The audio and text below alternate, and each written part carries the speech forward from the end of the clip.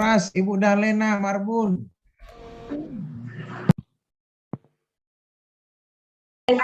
Sudah baik siapa?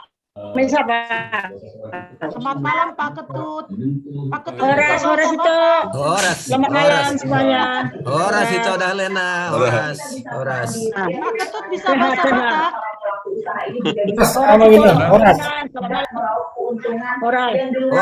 Horas kata beliau. Ya. Horas itu semuanya.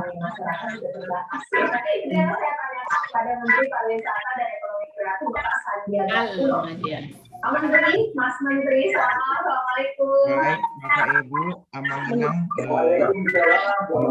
kita hari ini Batak Diaspora Marmonang ke-6.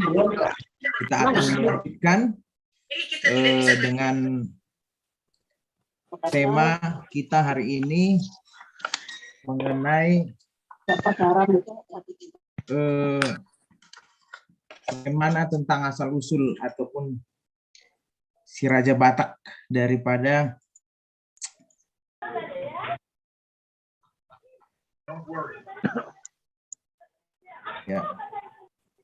asal-usul si Raja Batak di antara mitologi, antropologi, dan arkeologi.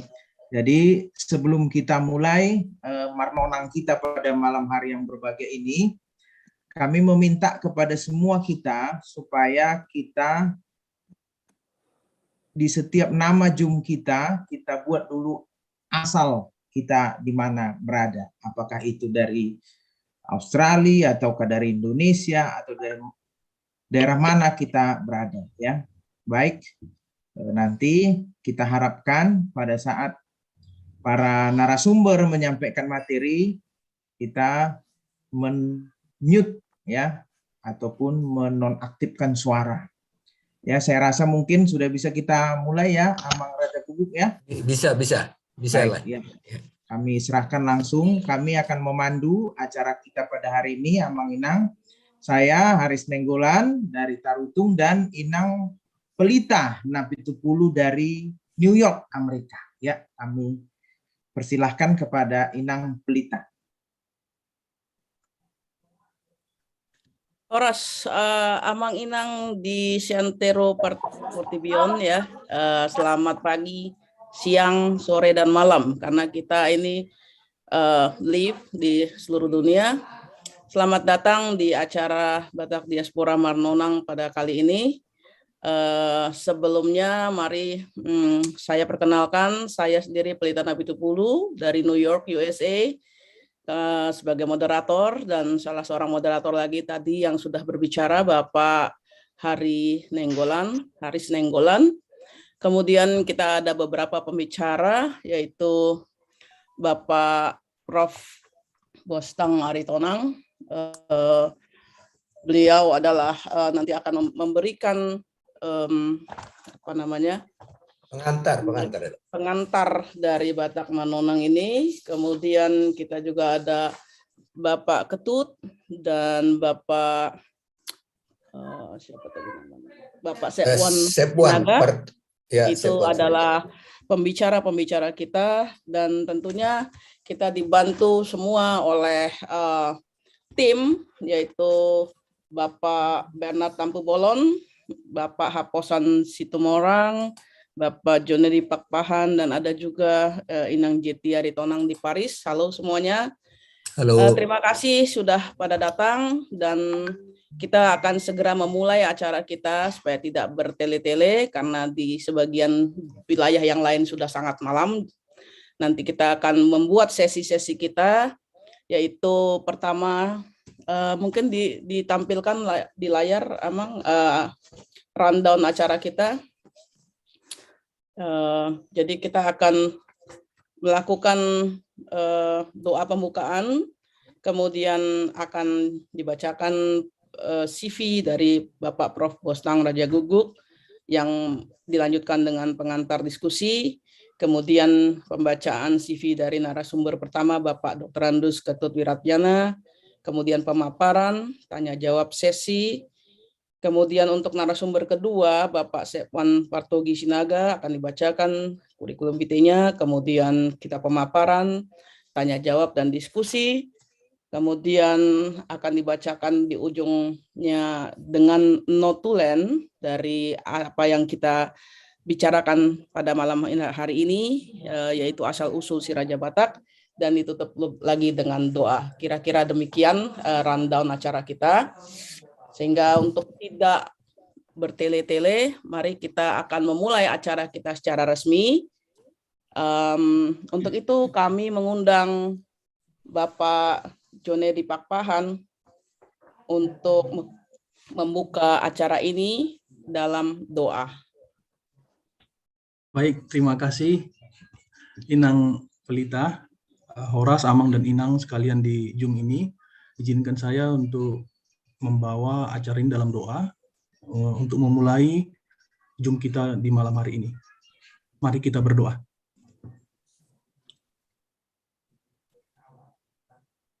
Terima kasih ya Tuhan atas kasih dan anugerah-Mu dalam kehidupan kami sebagai bangsa Batak yang tinggal dari tempat kami masing-masing, yang rindu untuk bertukar pikiran, memahami, dan mengerti bagaimana tradisi kebudayaan Batak kami. Tuhan, pada malam hari ini kami akan mengadakan Zoom terkait dengan asal-usul budaya Batak. Tuhan, kami percaya Engkau yang memimpin acara ini sehingga berjalan dengan hikmat dan penuh pengertian. Dan kami percaya Tuhan bahwa ini menjadi bekal yang baik bagi kami untuk menceritakan kembali kepada keturunan-keturunan kami, sehingga kami bisa memelihara dan juga menjaga kelestarian budaya Batak dimanapun kami berada. Terima kasih Tuhan untuk Amang Profesor Bostang Raja Guguk yang senantiasa memberikan waktunya untuk memimpin forum ini, dan juga terima kasih untuk para pembicara yang bersedia dengan ketulusan hatinya memberikan pengetahuannya untuk dibagikan di Zoom ini, dan juga bagi moderator yang akan memimpin kami. Berkati Tuhan acara ini yang akan diselenggarakan melalui Zoom dan juga YouTube untuk bisa disaksikan ulang pada saat dan kapanpun berada. Dimuliakanlah nama-Mu Tuhan melalui aktivitas kehidupan kami sehari-hari. Hanya dalam nama anak-Mu Tuhan Yesus Kristus kami berdoa dan mengucap syukur. Amin. Amin. Terima kasih Amang Pak Pahan. Kita akan memulai acara kita pada saat ini. Kita lanjut kepada pembacaan CV Amang Prof. Bostang Raja Guguk sebelum beliau menyampaikan arahan pengantar dalam acara Batak Diaspora Marnonang pada saat ini. Mungkin sebagian dari kita sudah ada yang mengetahui, namun tetap dalam acara ini kita harus membacakan biodata ataupun CV dari para pembicara. Amang Profesor Dr. Bostang Raja Guguk dilahirkan di Pakat tahun 1946 di bulan Januari, dan kalau mau dilihat kampung halamannya ada di Pulau Sibandang Muara. Dilahirkan oleh Inang Pangitubu Boru Lembanturuan, jadi para yang bermarga Lembanturuan menjadi tulang di sini. Betul itu, betul. Kemudian menikah dengan Ibu Paulina Borumanik dan mendapatkan 4 anak, 2 laki-laki, 2 perempuan, dan semuanya sudah marhasotan, dan 8 pahupu. Kemudian Amang ini pun menyelesaikan berbagai pendidikan dari mulai sekolah rakyat, SMP, SMA, sampai tahun 63 di Siborong-Borong. Namun kemudian beralih ke Perth, Australia dari tahun 1968 sampai 75 untuk menyelesaikan Bachelor and Magisternya di University of Queensland, Australia. Kemudian mendapatkan PhD di University of Western Australia tahun 1980. Pekerjaan saat ini adalah pensiunan guru besar ilmu kimia tanah Fakultas Pertanian Universitas Gadjah Mada. Pengalaman dalam organisasi terutama di Habatahon di Yogyakarta sebagai Ketua Penguan Toga Aritonang beberapa periode, dan juga pastinya menjadi Raja Parhata Toga Aritonang. Wah, mantap sekali. Kemudian Ketua Pasdadan Bona Pasogit Parbopas tahun 2000 sampai 2003. Dan seperti sudah saya sampaikan terlebih dahulu, beliau saat ini berdomisili di Perth, Australia. Dan terus mendalami dan terus menyuarakan Habatahon sampai saat ini menjadi penasehat penguan Bona Pasogit Perth Incorporation dan terus memandu semua terutama untuk generasi muda dalam hal kita akan meregenerasi para pemimpin kita baik di Paradaton, baik dalam Parsahutawan, punguan-punguan supaya kelak tujuan daripada Marnonang atau diskusi ini bisa tercapai, terutama juga bagi semua yang berada di luar Pangaratoan bisa lebih memahami dan bisa memakai istilah-istilah Batak, apalagi saat ini terutama yang bukan di Indonesia, yang sudah tidak berbahasa Indonesia itu sama sekali jauh dari mengerti Habatahon.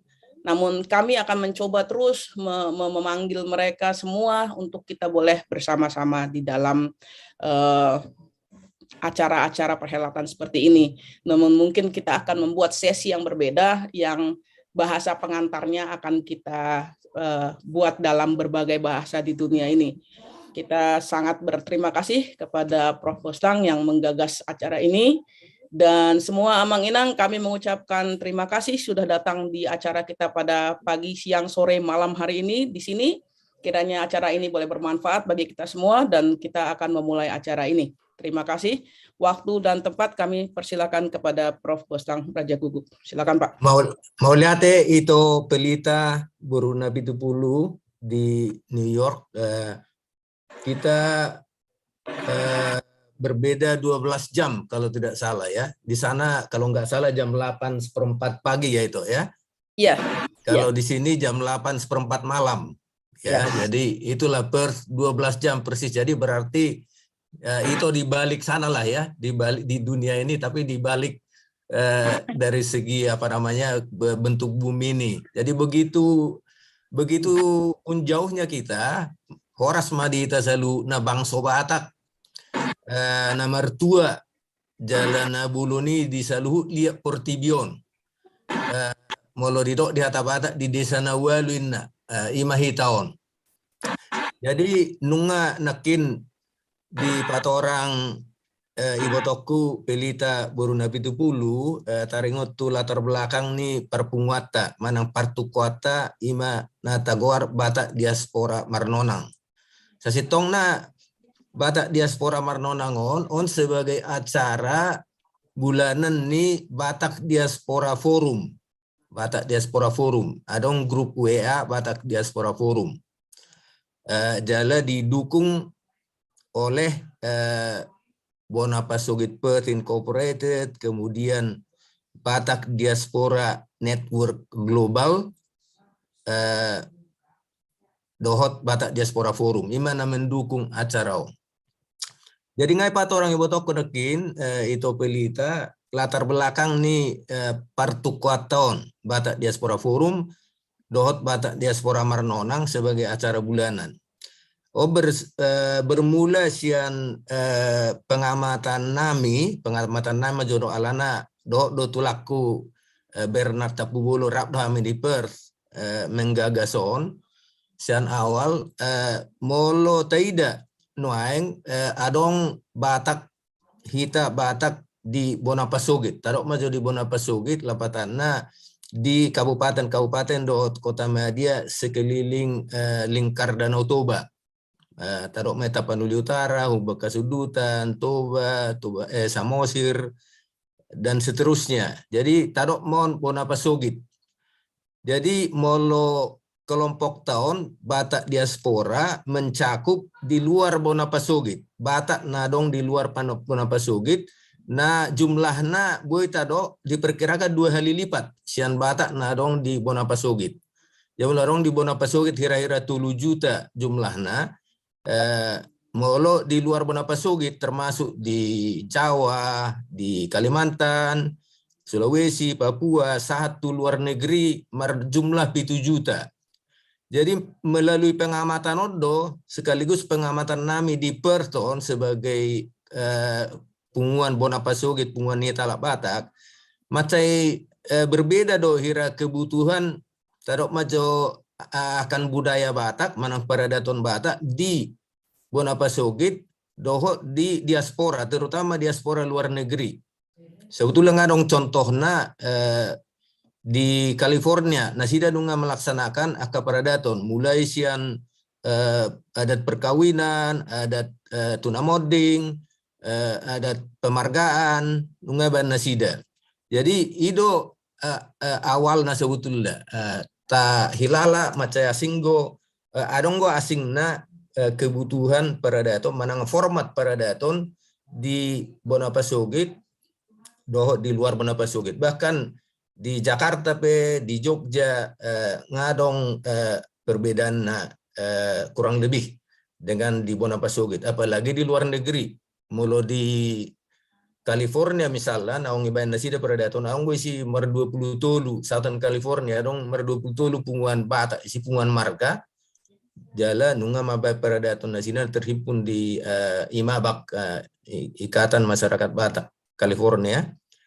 Jadi contohnya dang pala macam lengkap be misalnya akka marga-marga alai ditarik nasida misalnya tu gijang tarok majo mulo dang adong isi mula marpesta isi misalnya marga Raja Gugu majo dok mulo dang adong isi Raja Gugu ditarik nasida tu gijang misalnya tu lutung berarti lutung orang usia turi Simatupang, Siregar dan seterusnya. Jadi tersonima formatnya. Jadi do awalnya. Jadi molo partukua tahun Batak Diaspora Forum Batak Diaspora Marnonang sebetulnya sasarannya tu hita Batak na di Santero Portibio na di luar Bonapasogit. Ima cakupannya jalangai singgung itu pilihan akid.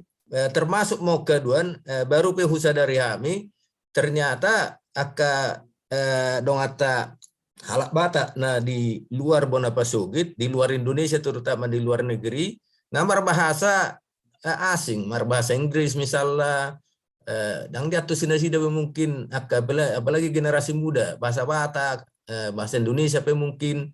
Jadi mungkin perlu pencerahan tunasida dalam bahasa lokal, bahasa setempat naik pakai nasida. Misalnya bahasa Inggris, nani singgung nih itu pelita nakin. Jadi itu sumber. Molo ada grup nasing, ima forum grup diskusi Batakologi. Nah memang sasarannya tuh Bonapasogit mau merancang kurikulum untuk anak-anak mulai sian SD sampai SMA di Bonapasogit. Karena dirasakan juga di Bonapasogit diperlukan juga supaya pelestarian adat dan budaya Batak ini juga bisa berlangsung karena sudah rupanya ada pengamatan sudah mulai tergerus juga, bahkan di Bonapasogit sudah banyak yang berbahasa Indonesia bukan bahasa Batak lagi anak-anak begitu. Jadi ini diamati sehingga forum grup diskusi Batakologi itu sasarannya adalah membuat kurikulum untuk diterapkan di SD sampai SMA di kabupaten-kabupaten dan kota Mada di Bonapasogit.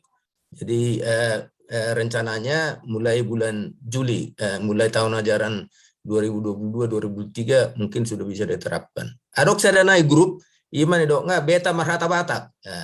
Nggak disinggung nakin bahwa hata Batak ini sangat penting sebetulnya karena banyak hal-hal yang tidak bisa kita ekspresikan dalam bahasa lain kecuali bahasa Batak, apalagi upasa. Upasa kan tidak mungkin diterjemahkan. Jadi oleh karena itu ada lagi grup Beta Marhata Batak, grup WA. Jadi menangis na gio rupanya yang belajar hata Batak do taksara Batak, wima masuk tuh grup I. Jadi ima jo penjelasan sauti. Jadi puji syukur kepada Tuhan bahwa kita bisa bertemu di malam hari ini. Ini keenam, adalah keenam sesi keenam dari Batak Diaspora Marnonang. Yang pertama adalah mengenai marga dan silsilah. Jadi yang pokok-pokok kabatakon yang kita dahulukan, marga dan silsilah, kemudian pemargaan atau pengakuan marga, sesi kedua. Kemudian sesi ketiga kita masuk ke Dalihan Natolu, ya. Karena itu juga pokok dari Habatakon. Yang mempersatukan ke-6 puak Batak ini boleh dikatakan adalah Dalihan Natolu. Itu ada di Batak Toba, ada di Batak Simalungun, ada di Batak Karo, ada di Batak Dairi atau Pakpak, ada di Batak Akola, Mandailing. Jadi itu semua ada Dalihan Natolu. Jadi yang tampaknya persatukan adalah ini. Kita dalam sutra. Karena kalau bahasa, Toba aja sudah agak sedikit berbeda dengan Simalungun, apalagi Karo, itu sudah sama sekali lain, ya. Jadi inilah yang kita waktu itu juga nonangkan, Dalihan Natolu. Baru Pertuturon yang keempat, ya. Kemudian yang kelima ada perkawinan Batak Toba. Itulah yang terakhir. Sehingga ini yang keenam ini mengenai asal usul si Raja Batak. Kita merasa penting membahas ini karena juga banyak perbincangan di grup WA yang mengenai masalah asal usul si Raja Batak ini. Jadi kita buat judulnya di antara narasi mitologi, antropologi, arkeologi dan antropologi. Karena 3 hal ini yang tampaknya sangat menonjol. Mitologi sudah jelas. Ini banyak tulisan-tulisan mengenai mitologi Batak. Ya, saya sudah tampilkan juga di yang saya ambil dari buku Dr. Andus Sinaga, yaitu mengenai mitologi, ya. Jadi legenda si Raja Batak, asal usul si Raja Batak berdasarkan mitologi, ya. Mitologi ini adalah legenda, artinya tidak bisa dibuktikan secara sejarah, tapi diyakini memang itu, ya, ada keyakinan itu. Kemudian kita masuk ke arkeologi. Ini bidangnya Pak Dr. Ketut. Ini arkeologi. Beliau adalah tadinya kepala Balai Arkeologi Sumatera Utara, dan sekarang masuk ke BRIN, ya, Badan Riset dan Inovasi Nasional Sumatera Utara di Medan. Jadi terima kasih kepada Bapak Dr. Ketut atas kesediaan Bapak untuk berbincang-bincang dengan kita malam ini tentang arkeologi Batakon ini, ya, dan juga mungkin nanti juga antropologi. Nah, mengenai antropologi itu sudah kita tahu, antropologi itu adalah studi manusia, ya, termasuk kebudayaannya, migrasinya dan sebagainya. Nah, ini kita rasa penting karena ini saya mencoba mengundang Bapak Profesor Bungaran Antonius Simanjuntak. Beliau adalah memang ahlinya. Beliau guru besar emeritus dari Universitas Negeri Medan. Tapi beliau mengatakan, kan sudah saya tulis bukunya, ya. Jadi silahkan dibaca saja bukunya begitu. Makanya saya tampilkan dalam bentuk excerpt, ya, artinya ringkasan ada di dalam apa saya tampilkan tadi di WhatsApp grup mengenai tulisan beliau, ya, mengenai arkeologi ini. Jadi ringkasnya adalah bahwa diyakini leluhur kita itu, nenek moyang kita berasal dari Manchuria, ya. Lalu turun ke Tibet sampai ke pantai timur Vietnam, dari sana lalu bergerak migrasi ke selatan. Ada yang berpencar ke Taiwan, ada yang ke Filipina, ada yang ke Sulawesi, akhirnya ada juga yang timur Sumatera di Kepulauan Aru, lalu ada juga masuk dari selatan Sumatera. Itulah menurut beliau, ada tulisannya. Jadi saya tidak perlu menjelaskan lagi, itu bisa dibaca dan nanti kita bisa perbincangkan. Saya tidak tahu, saya undang juga beliau datang, mudah-mudahan ada di kalangan kita, kiranya nanti bisa juga barangkali menjawab atau merespon pertanyaan-pertanyaan. Jadi itu mengenai itu. Nah, sekarang kalau kita lihat Batak dan si Raja Batak ini sebetulnya tidak ada tidak ada keterpisahan, ya. Jadi Batak adalah suatu suku, ya, tapi si Raja Batak diyakini sebagai yang pertama, ya, sebagai yang menurunkan, ya, semua kita Batak. Jadi saya kira tidak ada keterpisahan. Malah sebetulnya walaupun sampai sekarang mungkin dominan ini ada legendanya si Raja Batak, tapi ya kita tidak bisa menafikan bahwa faktor pemersatu suku Batak itu memang si Raja Batak, ya, karena kita punya marga dari keturunan si Raja Batak, ya. Yang kedua, ada juga yang mempermasalahkan misalnya itu Batak kalau ditarik dari si Raja Batak itu tarombonya bagaimana, ya, kita belum pasti itu si Raja Batak itu kapan apa namanya eksistensinya dan seterusnya. Lalu saya bilang begini, kalau soal Tarombo kita tidak menarik lagi dari si Raja Batak. Kita Tarombo itu kita tarik dari marga. Nah, marga yang paling tua yang sampai sekarang eksis adalah Limbong Sagala. Ya, dua itu.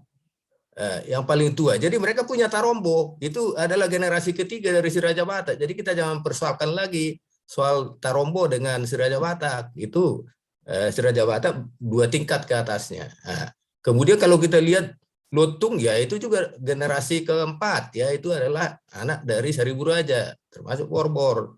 Nah, jadi kita tarik itu Tarombo itu dari marga dan tujuannya berbeda. Tarombo itu adalah untuk supaya kita bisa menarik pertuturan kita ke sesama marga kita itu. Kemudian ada jelas urutan dari leluhur kita, garis leluhur kita dari atas sampai kita sendiri. Nah, kemudian saya sudah tadi menjelaskan mengenai ada mitologi, ada antropologi, ada arkeologi. Nanti kita akan dengar dari para narasumber. Cuma yang satu hal yang bisa kita lihat di sini, walaupun legenda mungkin tidak bisa kita katakan sebagai bukti sejarah yang otentik, tapi legenda itu memang sangat berharga juga. Banyak legenda yang sampai sekarang dipegang oleh masyarakat Batak. Terbentuknya Danau Toba ada legendanya, ya. Walaupun sebetulnya secara ilmiah dikatakan karena letusan yang hebat, ya. 75.000 tahun yang lalu yang pertama dan seterusnya, ya. Kemudian legenda Boru Saroding ada, legenda Nantico ada, legenda Batu Gantung ada. Nah, itu mungkin ya juga terpelihara dan bahkan mungkin bagi wisatawan itu sangat menarik, ya. Legenda ini cerita yang mitos lah, ya, tidak bisa dibuktikan historisnya begitu, ya. Nah, yang berikutnya adalah garis narasi antropologis. Tadi sudah saya sampaikan bahwa narasi antropologis itu secara lengkapnya ada di yang kita posting dari tulisan atau dari excerpt dari buku Amang Profesor Dr. Bungaran Antonius Simanjuntak. Jadi itulah dulu pendahuluan dari kami. Nanti kita akan dengar dan kita akan bisa berdiskusi setelah para narasumber nanti menyampaikan materi yang tentang ketiga hal ini, mudah-mudahan, ya. Terima kasih, Ito Pelita. Jadi saya kembalikan. Baik, terima kasih Amang Prof. Rajab Gug. Kita akan langsung saja Amang Inang mendengarkan pemaparan dari narasumber kita yang mana pada malam hari ini akan disampaikan oleh Bapak Dr. Ketut Wiradiana, MSc. Beliau lahir 26 April 1966 di Jembrana, Bali, Indonesia. Saat ini beliau tinggal di Medan dan berkantor di Balai Arkeologi Sumatera Utara yang saat ini sudah menjadi Badan Riset dan Inovasi Nasional. Adapun pendidikan dari Bapak Dr. Ketut 1992 lulus S1 Sarjana Arkeologi dari Universitas Udayana Bali. 2019 lulus pasca sarjana Antropologi Sosial di Universitas Negeri Medan. 2016 lulus program doktoral ilmu sosial di Universitas Airlangga Surabaya. Sedangkan pangkat beliau sekarang dan golongan beliau sudah pembina utama atau peneliti utama bidang arkeologi prasejarah dengan golongan 4E. Ya, aktivitas organisasi mulai dari tahun 1995 sampai dengan 2004 hingga sekarang, anggota Asosiasi Prehistori Indonesia, anggota Ikatan Ahli Arkeologi Indonesia, IAIA Kumda Sumatera Kalimantan 2004 hingga sekarang juga IAIA Kumda Sumatera Utara Aceh. Aktivitas profesi 1997 sampai dengan 2001, Pimbak Pro Penelitian Arkeologi Sumatera Utara. 2003 sampai 2004, Pimpro Penelitian Arkeologi Sumatera Utara. 2001 sampai 2003, Anjun Peneliti Buddha di Balai Arkeologi Medan. 2013 sampai sekarang, peneliti utama bidang arkeologi sejarah di Balai Arkeologi Sumatera Utara. 2013 sampai sekarang, dosen luar biasa di Pispol Universitas Sumatera Utara. Pengalaman profesi hingga sekarang, 1994 sampai sekarang aktif dalam berbagai penelitian arkeologi di Provinsi Aceh, Sumatera Utara, Sumatera Barat, Riau, dan Kepulauan Riau. 94 sampai 96, anggota peneliti arkeologi di Barus. 2003 sampai 2004, anggota peneliti arkeologi di Nias bersama Institut de Recherche pour le Développement IRD Prancis. 2005 sampai 2008, ketua tim peneliti antropologi geografi kebudayaan Pulau Nias. 1999 hingga sekarang kerap diminta menjadi saksi ahli dalam kasus pencurian. Di samping itu, Bapak Dr. Ketut juga memiliki berbagai karya tulis yang diantaranya berupa puluhan artikel kebudayaan yang diterbitkan keseluruhan terbit pada jurnal arkeologi dan antropologi di berbagai jurnal arkeologi dan jurnal kebudayaan lain yang tersebar di Medan, Banjarmasin, Manado, Bandung, Denpasar, dan Jakarta. Karya tulis lainnya juga begitu banyak di sini, dan salah satu karya tulis buku Batak Perjalanan ke Tanah Leluhur yang diterbitkan oleh Antara Jakarta 2012. Juga album pariwisata arkeologis Jejak Peradaban Masa Lalu Batak Toba yang diterbitkan oleh Dinas Pariwisata Seni dan Budaya Kabupaten Samosir. Amanginang, begitu banyak di sini kurikulum vitae yang disampaikan kepada kami tim Batak Diaspora Manonan. Oleh karena itu, untuk mempersingkat waktu dan mungkin kita sudah tidak sabar lagi mendengar paparan daripada narasumber kita Bapak Ketut, kepada Bapak Dr. Ketut kami persilahkan. Baik, terima kasih Mauliate Amang Harisan. Salam hormat, Horas. Jadi selamat malam, selamat siang, dan selamat pagi bagi Bapak Ibu sekalian. Jadi izinkan apa yang kami sampaikan ini masih sangat-sangat terbatas. Jadi penelitian itu pun sebenarnya memang penelitian yang telah diawali pada tahun 2019 itu, pada tahun 1994 sebenarnya, 1995 dimulai dari survei, kemudian barulah kita melakukan penggalian-penggalian, tidak terlalu banyak, tetapi paling tidak bisa menggambarkan apa yang telah terjadi di Samosir dan sekitarnya. Untuk lebih lengkapnya, saya mencoba untuk share screen. Nah, kira-kira yang saya mau sampaikan, jadi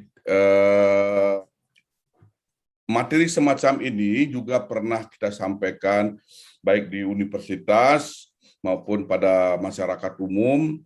Jadi tidak terlalu asing bagi saya. Tapi yang paling penting bahwa sebelum kita bicara tentang Batak Toba dalam konteks yang saya maksud Batak Toba ini adalah Batak Toba maupun Batak Samosir, ya kan?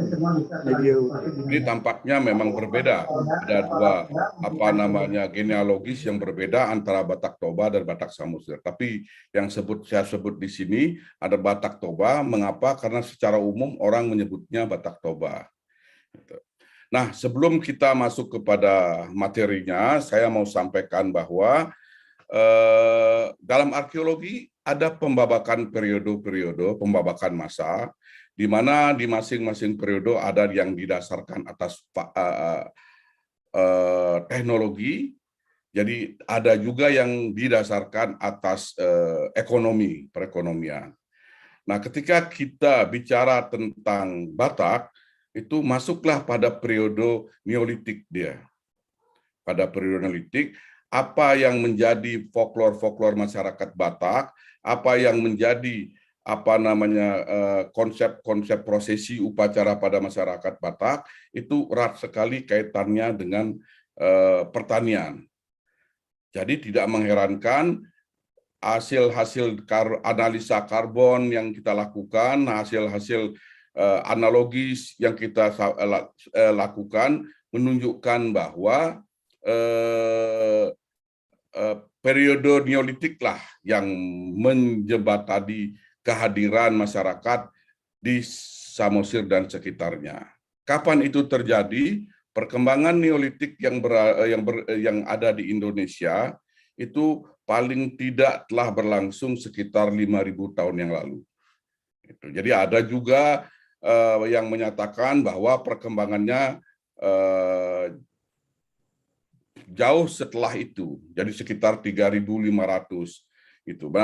Variasi-variasi data yang ada itu menunjukkan ke semakin belakang, menunjukkan semakin ketuaan bahwa masyarakat Neolitik yang memiliki ras Mongoloid kemudian berbudaya Austronesia. Nah, ini yang lebih kepada aspek bahasa berbudaya Austronesia. Saya sampaikan bahwa orang-orang Mongoloid yang berbahasa Austronesia itu penyebarannya hampir setengah daripada penyebaran di dunia, wilayah di dunia ini. Jadi begitu luas penyebaran orang-orang Austronesia yang diantaranya sampailah mereka kepada ke Sumatera. Nah, kalau kita mau bicara tentang penyebaran Austronesia, itu yang paling tua yang sudah kita lakukan analisa karbon, itu secara absolut, itu kita temukan justru yang tertua ada di Gayo, di Aceh Pegunungan. Aceh pedalaman di sekitar Danau Lotawa itu. Jadi itulah yang tertua yang periodenya budaya-budaya ini sekitar 5.000 tahun yang lalu. Kemudian perkembangan orang-orang Austronesia itu diyakini dari aspek bahasa, dari aspek arkeologis maupun arkeologis dan antropologis, itu diyakini bahwa orang-orang Mongoloid ini berasal dari Cina bagian selatan yang menyebar ke Taiwan kira-kira sekitar 6.000-7.000 tahun yang lalu. Nah, dari Taiwan itu, ini saya coba di bagian atas ini, Taiwan itu mereka terus turun ke Filipina sekitar 4.800-an, 5.000. Sebagian ada ke Oseania, sebagian lagi masuk ke Sulawesi maupun Kalimantan, atau kemudian ke Jawa, dan sebagian masuk ke Sumatera. Nah, apa yang terjadi yang telah kita lakukan penelitian, setelah saya lakukan penelitian di sekitar Pusuk Buhit, di sekitar Aceh nih, di Gayo, itu menunjukkan ada juga migrasi yang menggunakan jalur barat ini. Sampailah di sini. Nah, teori yang banyak digunakan sebelum adanya penelitian ini, teori yang banyak digunakan adalah teori out of Taiwan. Ini yang paling populer, yang dipopulerkan diantaranya oleh Peter Billwood. Kemudian semua penelitian mengasosiasikan bahwa nenek moyang bangsa Indonesia menggunakan jalur dari pantai dari timur Indonesia, jadi dari Taiwan. Jadi setelah ada penelitian ini membuka gambaran bahwa sebenarnya ada kemungkinan juga bermigrasi dari barat Sumatera.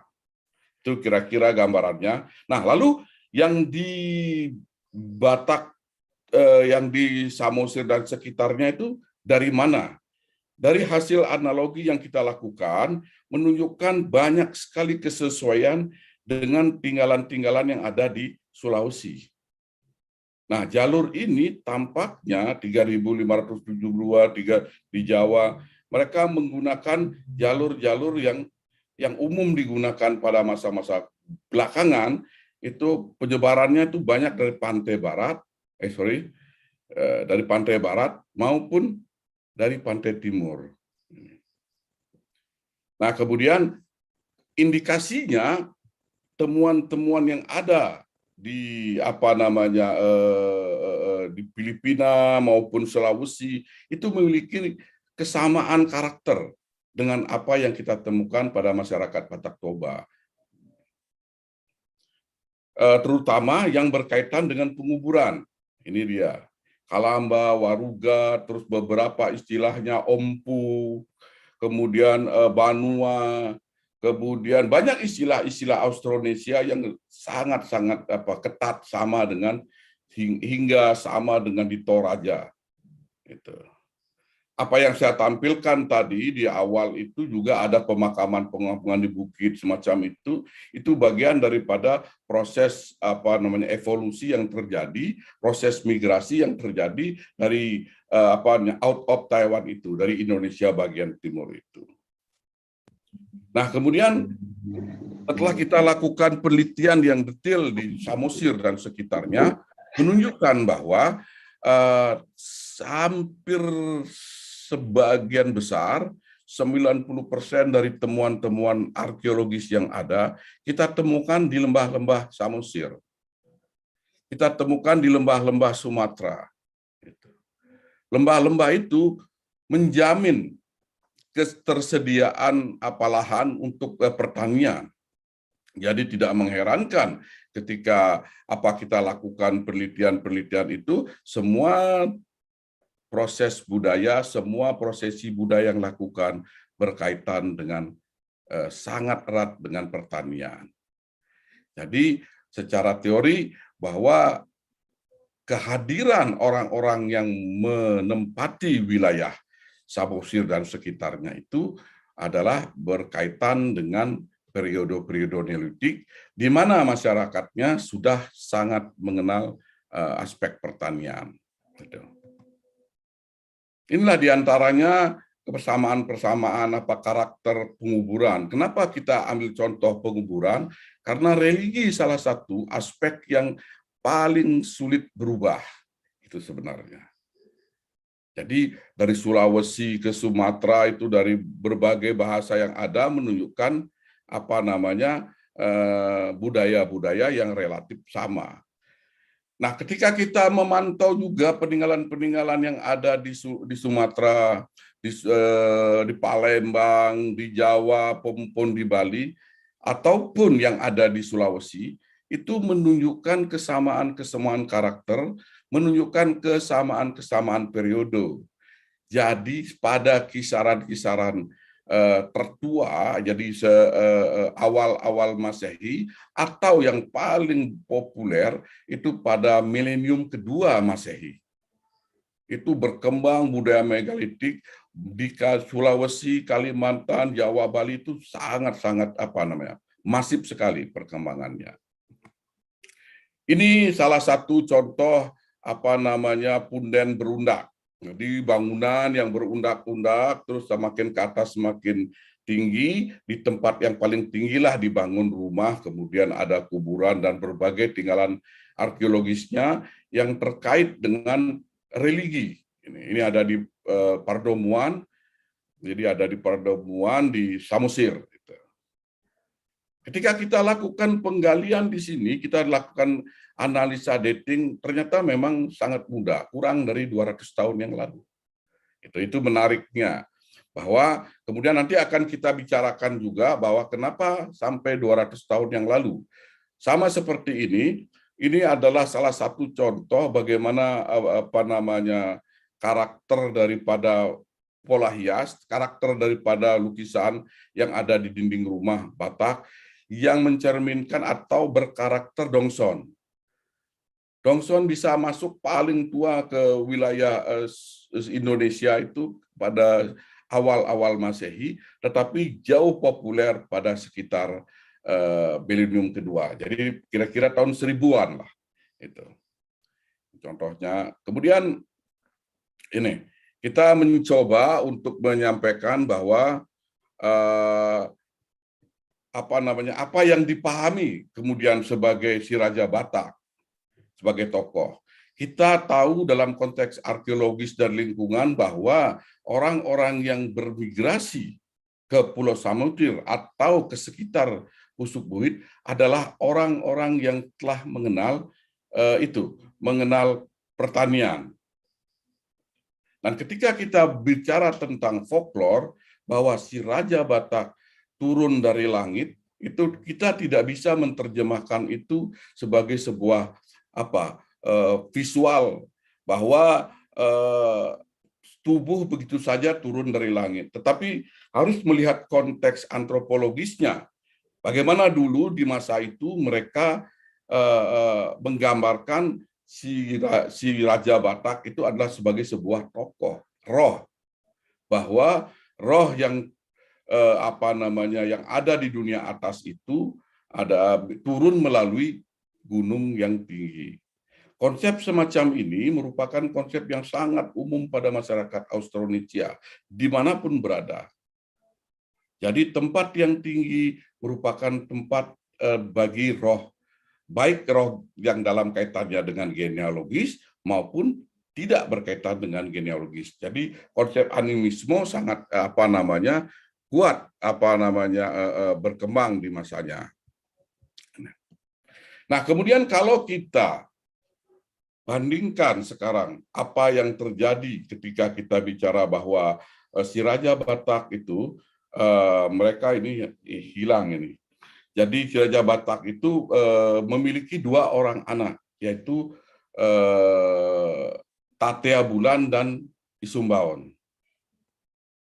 Ketika kita runut dua genealogis itu, ternyata 2 genealogis inilah yang menjadi cikal bakal, jadi pasca si Raja Batak, yang menjadi cikal bakal marga-marga yang ada di Samosir.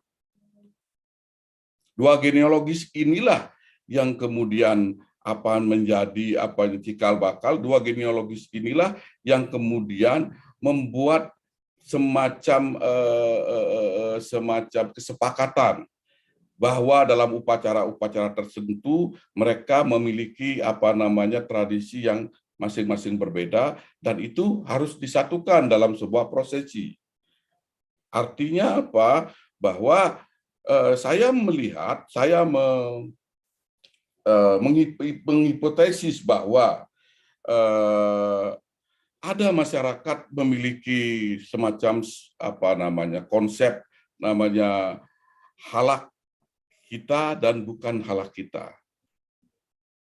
Jadi nanti kita bicara, kenapa saya harus bicara seperti itu? Karena dating yang kita temukan di Cianjur mula-mula, jadi kita percaya dalam arkeologis tidak mungkin, tidak ideal orang tinggal di puncak gunung. Jadi dalam konsep religi, ya besar. Tetapi ketika kita lakukan penggalian, yang juga diyakini oleh masyarakat Batak, terutama Sagala maupun Limbong, bahwa ada satu areal yang diyakini sebagai tempat tinggal si Raja Batak. Jadi ketika kita lakukan penggalian, mana nih? Kok macet dia nih? Ini kok macet dia nih? Oke. Ya, ini maksudnya. Oke, ketika kita melakukan penggalian, inilah yang kita temukan. Dari Cianjur mula-mula, kita lakukan penggalian, kita temukan 3 lapisan budaya.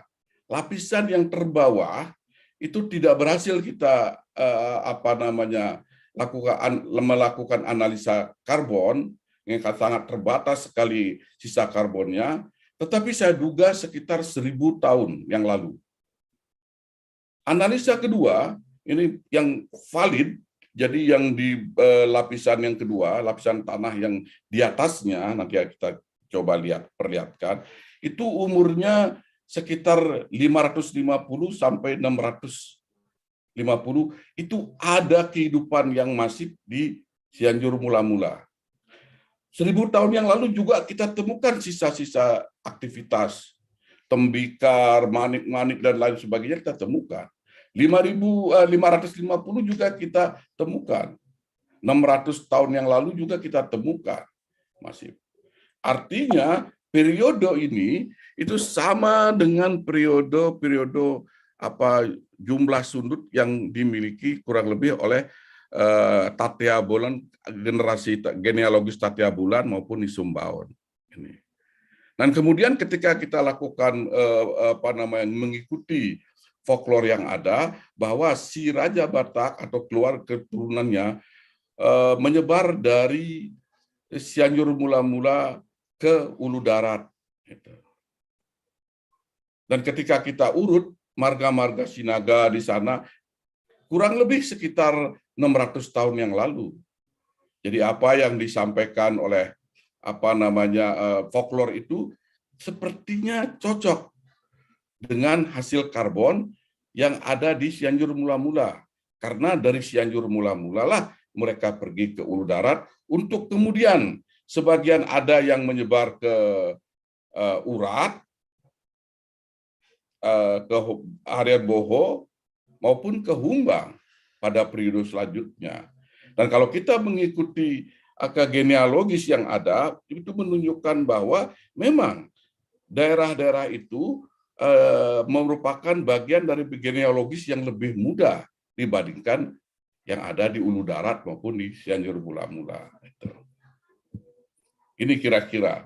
Sehingga apa yang kita gali tadi di Punden Berundak, di Pagar Batu, ini umurnya jauh lebih muda. Karena dalam folklore menyatakan dari Cianjur mula-mula ke Ulu Darat, terus kemudian ada yang ke Urat, ke Harian Boho, ke Humbang, kemudian dari sanalah mereka pergi ke bagian utara daripada Samosir. Jadi hunian awal yang ada pada masyarakat Batak khususnya adalah berada di sekitar Cianjur mula-mula. Ini kalau dalam konteks penelitian arkeologis. Jadi bukan di Samosir. Data geologis menunjukkan bahwa sekitar 7.000 tahun yang lalu Pulau Samosir baru terangkat dia. Dan 3.000 tahun yang lalu itu baru berada di permukaan air. Jadi sangat tidak ideal. Katakanlah kalau 1.000 tahun yang lalu Pulau Samosir belum ideal untuk dihuni. Oleh karena itu, apa yang ada temuan-temuan di Pulau Samosir itu pasti umurnya pasca 1.000 tahun yang lalu.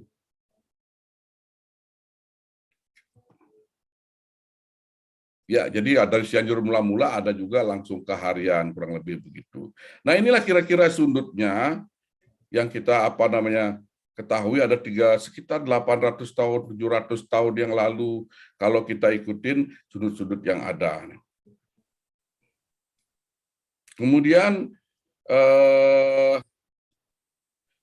menariknya ketika saya melakukan mengumpulkan informasi tentang marga-marga Sagala di sana, itu umurnya periodenya hanya 8 sudut. Nah, ini yang menarik. Mengapa berbeda umurnya genealogisnya dengan folklore yang ada. Nah, ini masih jadi pertanyaan-pertanyaan arkeologis kami dalam konteks etnoarkeologis tentunya. Jadi ada hal-hal yang tidak sinkron genealogis, tapi genealogis di Urat cocok. Genealogis justru di Sagala maupun di Limbong tidak pas dia. Nah, ini apakah ada upaya-upaya untuk melegitimasi marga tertentu menjadi sebuah marga yang paling awal? Ini yang saya tidak tahu, ada gambaran pemikiran saya semacam itu, sama halnya dengan kenapa harus muncul folklore si Raja Batak. Kalau kita melihat daripada periode hasil analisa karbon, jadi sekitar 600 tahun yang lalu, sekitar 1000 tahun yang lalu, artinya pantai barat Sumatera Barus, pantai timur Sumatera Asahan itu menjadi wilayah yang sangat masif dalam konteks hubungan dengan pihak luar. Kita kemudian melihat bahwa dataran tinggi Barus Raya, ini hasil penelitian yang terbaru, itu kalau Barus yang diteliti oleh EVO, jadi yang diteliti oleh Prancis, itu umur tertuanya sekitar abad-abad ke-9. Jadi abad-abad tahun 900. Penelitian kami yang terbaru di Tapanuli Tengah di Bongal. Bongal itu wilayahnya jadi dari Barus ke Sibolga terus ke satu lagi ibu kota Tapanuli Tengah, Pandan. Di Pandan itu umurnya 600, abad 600. Jadi perdagangan yang ada, yang mereka perlukan emas, kapur, kemudian hamiyon, kemenyan, kemudian hasil hutan lainnya, itu akan membawa dampak yang yang signifikan bagi orang awal. Saya tidak menyebut bahwa itu orang awal itu orang Batak, tidak. Jadi orang awal yang ada di pedalaman, yang telah ada di pedalaman. Orang-orang pesisir ini datang dari pantai barat, datang dari pantai timur, kemudian mereka berbaur dengan orang lokal. Jadi makanya tidak heran dalam kronik Batak di pesisir yang mengajarkan pertanian orang-orang Batak pesisir adalah orang Tetar. Itu dalam kronik-kronik Batak. Jadi tidak mesti pertanian, aspek-aspek lain juga yang dibawa oleh pedagang-pedagang ini, karena mereka kalau ke pedalaman mereka pasti menunggu mengumpulkan hasil hutan tersebut, kemudian mereka menunggu angin untuk dibawa ke negaranya, untuk dijual kembali.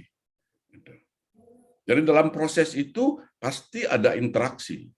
Apakah ini terkait dengan konsep masyarakat Batak, halak kita dan bukan halak kita? Sehingga di dalam genealogis orang Batak ada namanya Isumbaon dan Tatea Bulan. Kenapa harus dua anak laki-laki? Kenapa harus dibagi wilayah Pusuk Buhit itu? Yang Sagala Limbong untuk Tatea Bulan dan sebelahnya untuk Isumbaon. Nah, ada aspek, kalaupun bahwa itu akibat adanya orang asli dan orang luar pendatang, kemudian mereka berbaur menghasilkan konsep-konsep harmoni, bahwa folklore itu diturunkan dalam kaitannya menjaga keharmonisan antara orang asli dan orang pendatang. Mungkin ada semacam itu. Kemudian ini dia. Kita lakukan penggalian di Cianjur Mula-Mula. Ini lapisan tanah yang paling bawah ini. Kalau ini absolut sudah. Ada kegiatan di sini absolut. Di sini banyak temuan tinggalan-tinggalan Belanda. Hampir di atasnya, tinggalan Belanda. Kita juga temukan ada umpak-umpak batu, ada sisa-sisa fitur yang kita duga karena ada umpak batu juga adalah sisa bangunan. Jadi tentu sisa bangunan rumah adat. Karena masyarakat menyebut bahwa si Raja Batak tinggal di sana, apakah sisa bangunan itu adalah bangunan si Raja Batak? Kapan periodenya? Inilah periodenya. Bangunan tersebut. Nah, karena kita juga tidak bisa meyakini bahwa apakah itu sisa bangunan Siraja Batak, tetapi paling tidak sementara kita bisa katakan pada periode ini itu sangat masif ada kegiatan di Cianjur Mula-Mula. Mengapa mereka pilih Cianjur Mula-Mula? Karena Cianjur Mula-Mula menyediakan lahan yang datar, yang ideal untuk pertanian, sumber air yang melimpah, sehingga mereka tidak kekurangan bahan pangan tentunya ketika mereka bertani. Sementara itu yang dapat disampaikan mungkin bisa kita pertajam lagi dalam diskusi. Terima kasih. Mau lihat Horas.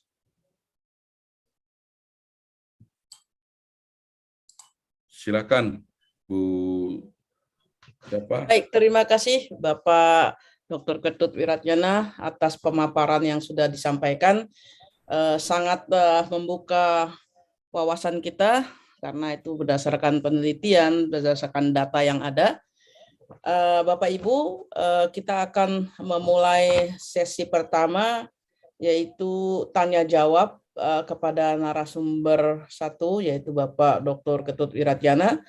Untuk itu kami akan membuka sesi ini untuk 2 orang penanya dan mungkin nanti Bapak Haposan Situmorang kalau ada yang dari YouTube mohon juga diberikan kepada kami sehingga pertanyaan kali ini kita tujukan kepada narasumber pertama Bapak Ketut. Terima kasih. Ini ada 2 orang yang sudah raise hand ini. Siapa ini? Bisa dilihat.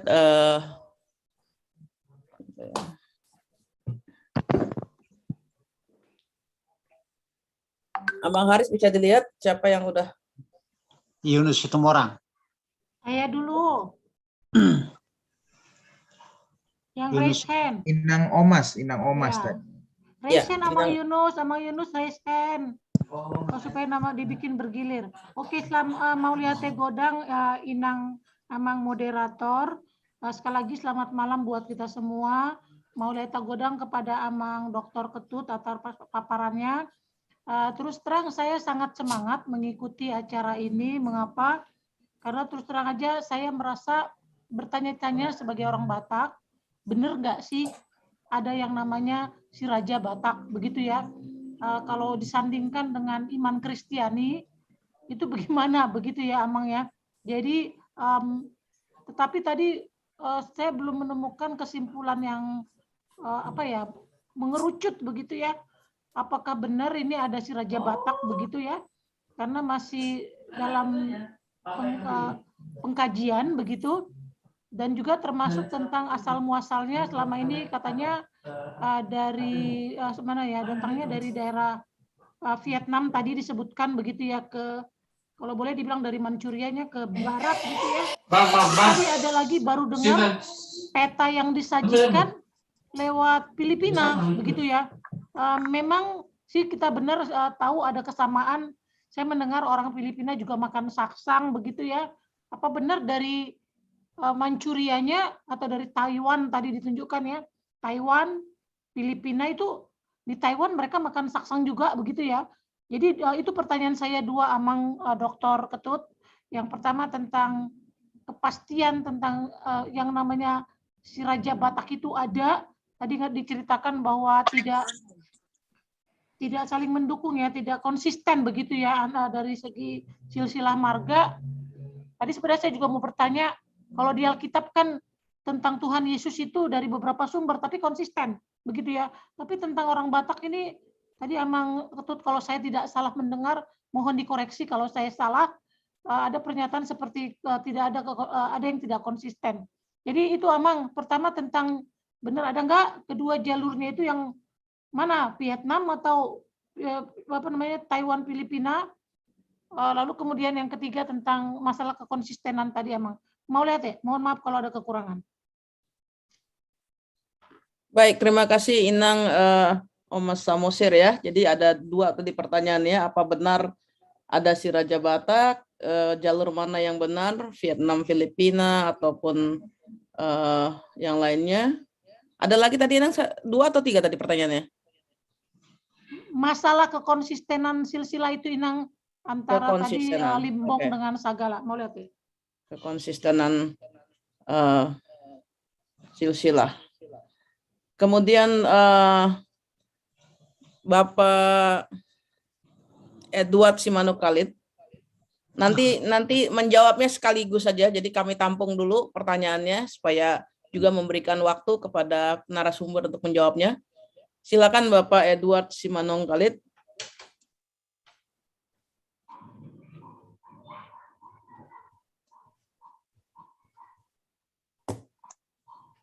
Mungkin di-unmute dulu. Dibuka suaranya. Suaranya dibuka. Udah saya buka nih. Oke, baru kedengaran. Ya, silakan Amang. Terima kasih. Saya Edward Simanuk Khalid dari Bekasi, Utara ya. Saya sudah pernah berbincang-bincang dengan Bapak Ketut sekitar 12 tahun yang lalu, Pak Ketut. Mungkin Bapak masih ingat suatu saat kalau saya ungkap ini ya. Bahwa ketika itu Bapak menceritakan kepada saya dari buku Bellwood tentang adanya aktivitas manusia di Pia Simsim, Pia Sijajab, dan Tau Silitong maupun Pia Bulog yang ada di Humbang dekat Nagasaribu. Dan ketika itu Pak sedang melakukan penelitian yang ada di Gayo. Aduh, suaranya rame nih. Kemudian itu kita cocokkan, ternyata yang di Gayo itu di gua Loyang Mandale itu kayaknya ada kecocokan karena yang di Nagasaribu itu sekitar 6.500 tahun lalu, sedangkan yang di Loyang Mandale itu sekitar 8.340 tahun yang lalu.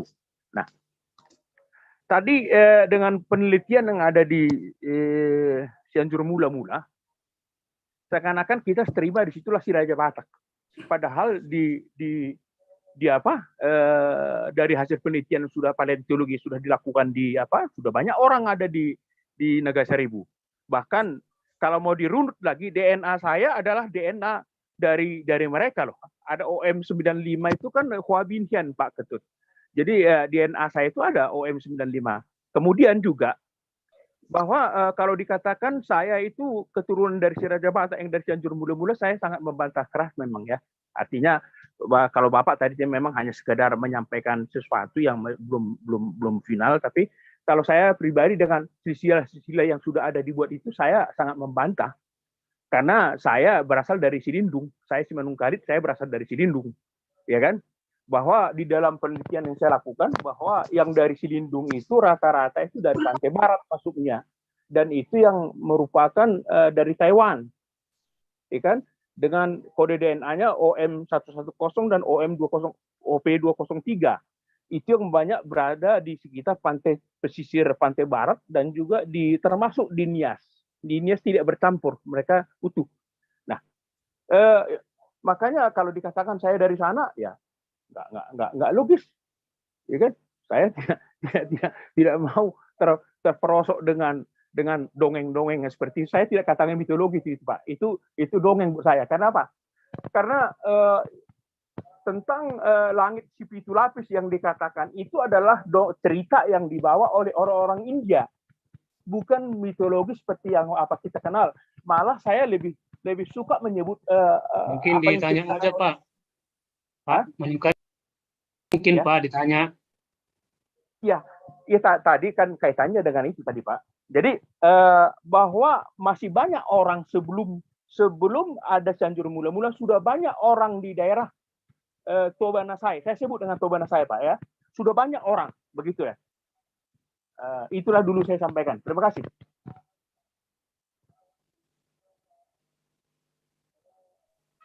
Boleh nambah? Pak Harisan, Pak Boni, boleh nambah? Ya, Inang Pelita.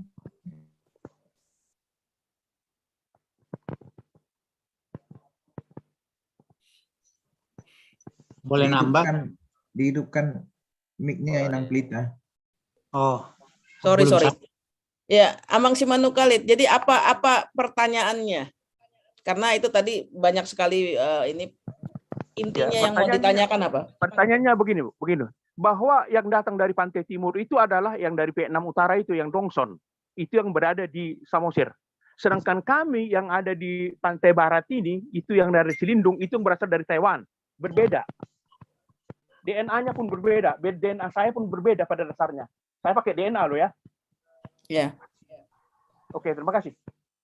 Jadi yang pertanyaan kedua, bahwa sudah ada manusia di Nagasaribu 6.500 tahun yang lalu, itu orang Hwabin Yang. Jadi sementara di apa ini masih 600 tahun yang lalu yang ada di Cancur Mula-Mula. Jadi ini dua hal yang berbeda. Sedangkan sementara DNA saya sendiri pun ada DNA OM95 itu adalah dari apa itu, dari Nagasaribu, bukan yang dari bukan hanya dari dari Cancur Mula-Mula gitu. Pak Edward dari narasumber adalah suatu saat. Jadi saya adalah ya mungkin nanti kita bisa undang Pak, karena ya, ini menarik sekali Bapak Ibu kita ya. Fokus karena dengan Pak Ketut aja dulu mengenai temuan-temuannya. Ya, sebentar, Amang. Kita kalau ada masukan-masukan kita tampung, nanti itu bisa kita bicarakan lagi di diskusi berikutnya, kita akan adakan lagi sehingga ini memperluas wawasan kita, karena kita setiap saat itu memperbaharui apa yang kita dapat sehingga mengerucut untuk kita teruskan kepada anak cucu, apa ini sebenarnya, siapa ini orang Batak, bagaimana adat istiadatnya. Jadi inilah tujuan kita, bukan hanya untuk kita sekedar tahu, tapi kita akan teruskan kepada generasi muda, apalagi yang sudah tidak berbahasa Indonesia, bahkan tidak berbahasa Batak, dan sudah berbahasa yang di luar itu semua. Itu tujuan kita. Baik, terima kasih. Saya rasa sekarang saya berikan kesempatan kepada narasumber satu, Bapak Ketut, untuk menjawab pertanyaan dari Ibu Omas Samosir dan dari Bapak Edward Simanukalik. Silakan, Pak. Baik, terima kasih. Saya mengawali dari Pak Edward, Bu. Jadi supaya lebih paham bagaimana sih proses kehadiran manusia di Sumatera. Gitu. Jadi kira-kira 10.000 tahun yang lalu itu datang kelompok manusia yang rasnya berbeda dengan ras kita.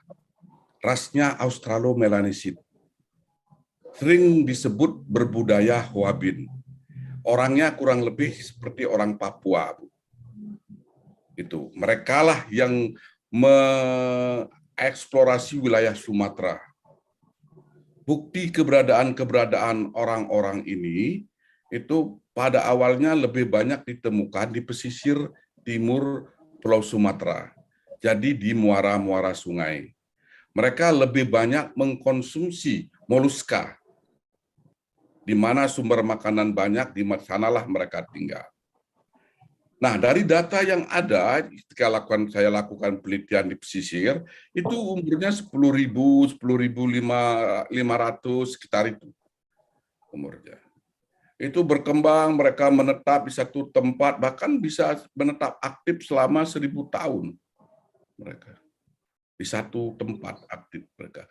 Kemudian entah bagaimana kita juga temukan orang-orang yang seperti itu di dataran tinggi Sumatera, di Gayo, di Aceh. Umurnya lebih muda daripada yang ada di pesisir. Jadi rekonstruksinya ada kelompok orang yang dari pesisir ke pegunungan. Melalui apa? Melalui sungai. Kenapa melalui sungai? Karena kita temukan dari sungai Sewampu itu sampai ke atas Bukit Lawang, ke atas, itu kita temukan tinggalan-tinggalan arkeologisnya. Jadi memang ada orang-orang yang bermigrasi dari pesisir dan ke pedalaman. Pada kira-kira 5.000 tahun yang lalu, jadi orang-orang pedalam, orang pesisir ini, yang kita cerita di Aceh dulu ini. Orang-orang yang ras Australo-Melanesid yang berbudaya Hwabin itu, Kemudian mereka tinggal di satu gua, di satu gua, satu wilayah yang dekat dengan danau. Mereka tinggal di gua Royang Mendale namanya. Ini ada beberapa curug di sana yang Mendale. Kemudian 5.000 tahun kemudian datanglah orang-orang yang berbudaya Austronesia yang profilnya seperti kita.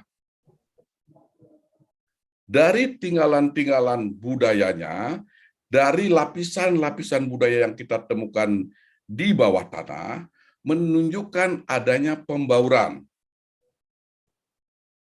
antara ras Australomelanesid dengan ras Mongolid. Orang yang berbudaya Hoabin dengan orang yang berbudaya Austronesia. Mereka berbaur. Kemudian kami dibantu analisa DNA oleh California Universitas, oleh Copenhagen. Kemudian ini sedang menunggu hasilnya, memang sudah mereka sebenarnya tinggal dipublikasikan oleh Oxford, Inggris, bahwa betul memang ada pembauran antara ras Australomelanesid dengan ras Mongolid. Dalam konsep yang saya pikirkan, karena di Gayo itu ada folklor namanya Batak 27. Kemudian wilayah budayanya itu bernyatu dengan Karo. Kemudian kalau kita lihat folklor Batak 27, ternyata marga-marga Karo yang dimaksudkan itu. Wilayah budayanya menyatu, DNA Karo dengan orang-orang Gayo sama, serupa. Kemudian bahasa Karo dengan bahasa Gayo itu baru pisah kira-kira 900 tahun yang lalu, hampir 1000 tahun yang lalu. Artinya apa? Artinya ada upaya eksplorasi dataran tinggi sampai ke Humbang. Nah, ini yang menyangkut pertanyaannya Pak Edward. Sampai ke Humbang. Tidak mengherankan DNA kita, karena Pak Edward mengangkat tipe DNA yang di atas, itu semuanya pasti sama. Apalagi kalau diangkat dari Asia atau yang cirinya dari Afrika, pasti semua sama. Harus dilihat sampai ke marker ke bawah. Ya. Jadi kita memang orang yang berbaur dengan orang-orang Australomelanesid.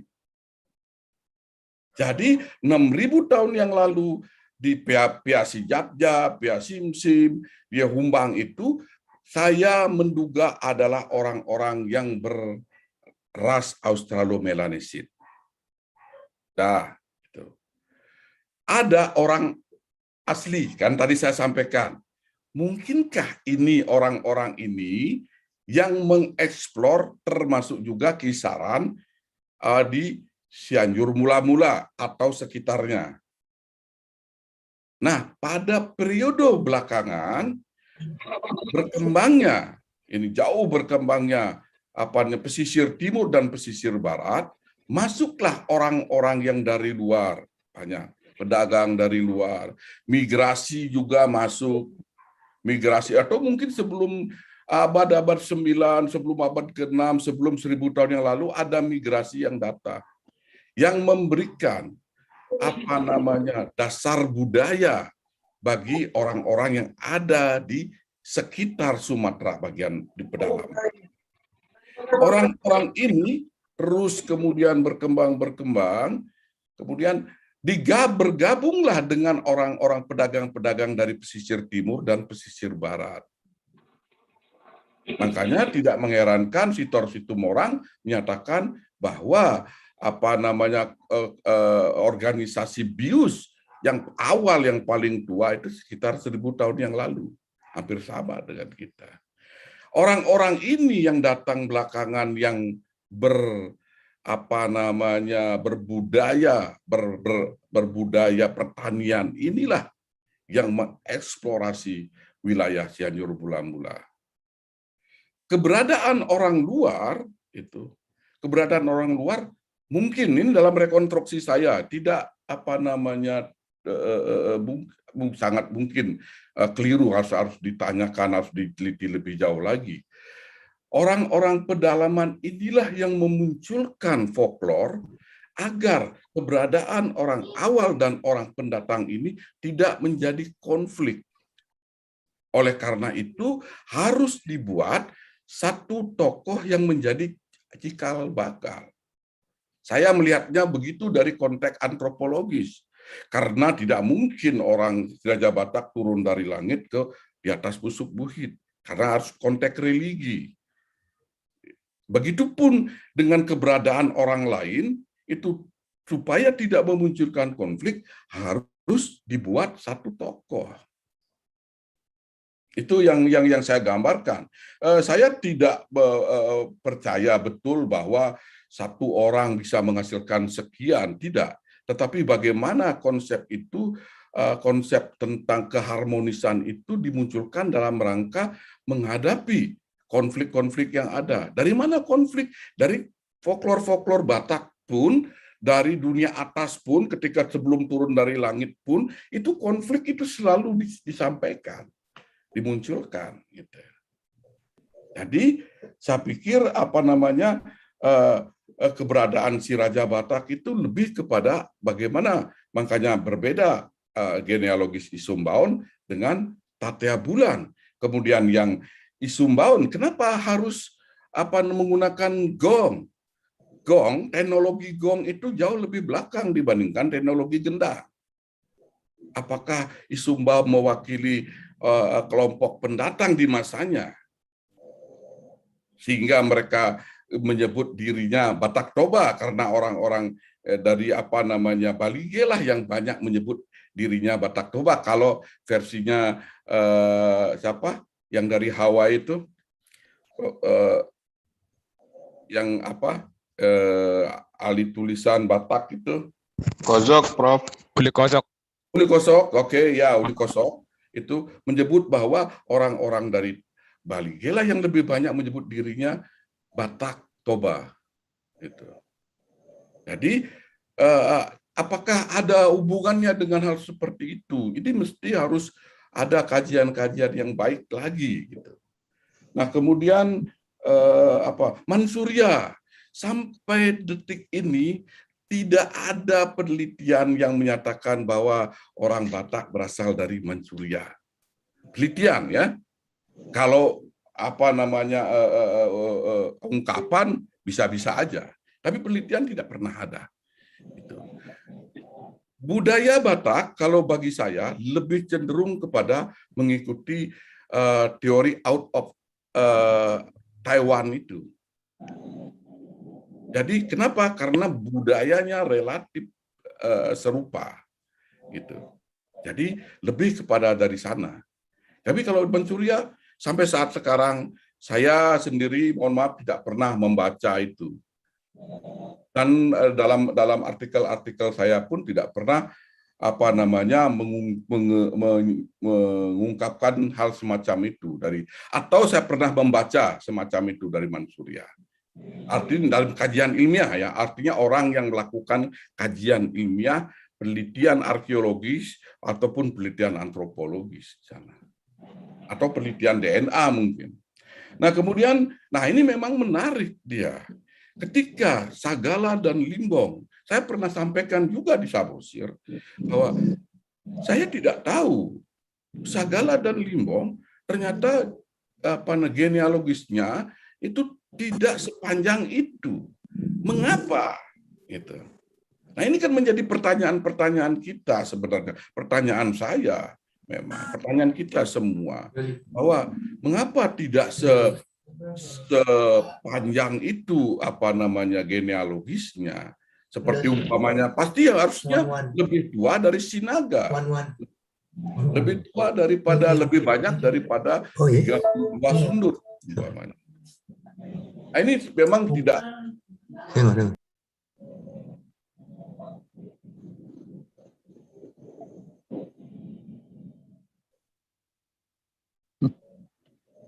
Pak Ketut, unmute itu sekarang kena mute.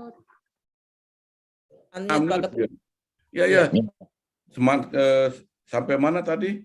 Yang Sagala Limbong kita juga melakukan penelitian. Memang di sana sundutnya tidak seperti yang lain. Nah, kenapa? Nah, ini yang menarik ini. Pernah saya munculkan pemikiran nakal saya.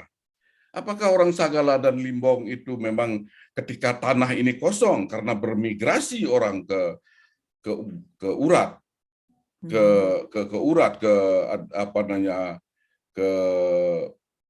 dari Cianjur mula-mula ke Ulu Darat, ya, dari bermigrasi. Artinya pernah ada kosong di sini, kemudian ada kelompok yang masuk. Kan penting. Dalam konteks senioritas, sampai sekarang pun orang Batak kan begitu. Senioritas begitu penting. Melegitimasi pun penting juga. Apakah ada hubungannya dengan itu? Nah, ini pasti perlu penelitian-penelitian. Tapi yang pasti 600 tahun yang lalu atau sebelum 600 tahun yang lalu, saya duga 1000 tahun yang lalu, memang ada aktivitas pertanian di sana. Sisa pertanian lama pun kita temukan dulu. Memang ada aktivitas itu. Siapa yang beraktivitas? Kalau kita balik kepada folklore si Raja Batak, katanya si Raja Batak juga tinggal di Cianjur mula-mula. Apakah ini pertaniannya si Raja Batak? Bisa jadi, tergantung. Tergantung kita membacanya seperti apa. Itu aktivitas ya ada. Ya, Bu Pelita. Ya, baik, terima kasih Bapak narasumber pertama. Mudah-mudahan bisa menjawab dua pertanyaan dari Ibu Oma Samosir dan Bapak Edward Simangunsong. Karena kita juga tetap harus pada koridor waktu.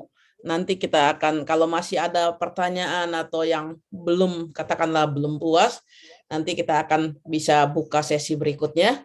Namun sekarang kita tutup dulu untuk sesi ini karena kita harus berlanjut kepada acara berikutnya, yaitu sesi dari Bapak Sinaga.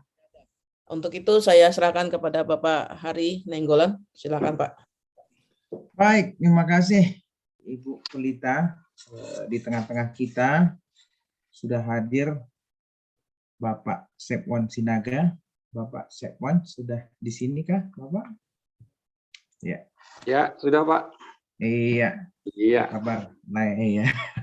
Jadi ini kami banyak ini berguru ke lain nih. Jadi sekarang pada kesempatan ini lain juga mengajari kita lah. Jadi sebelum kita mendengarkan paparan beliau,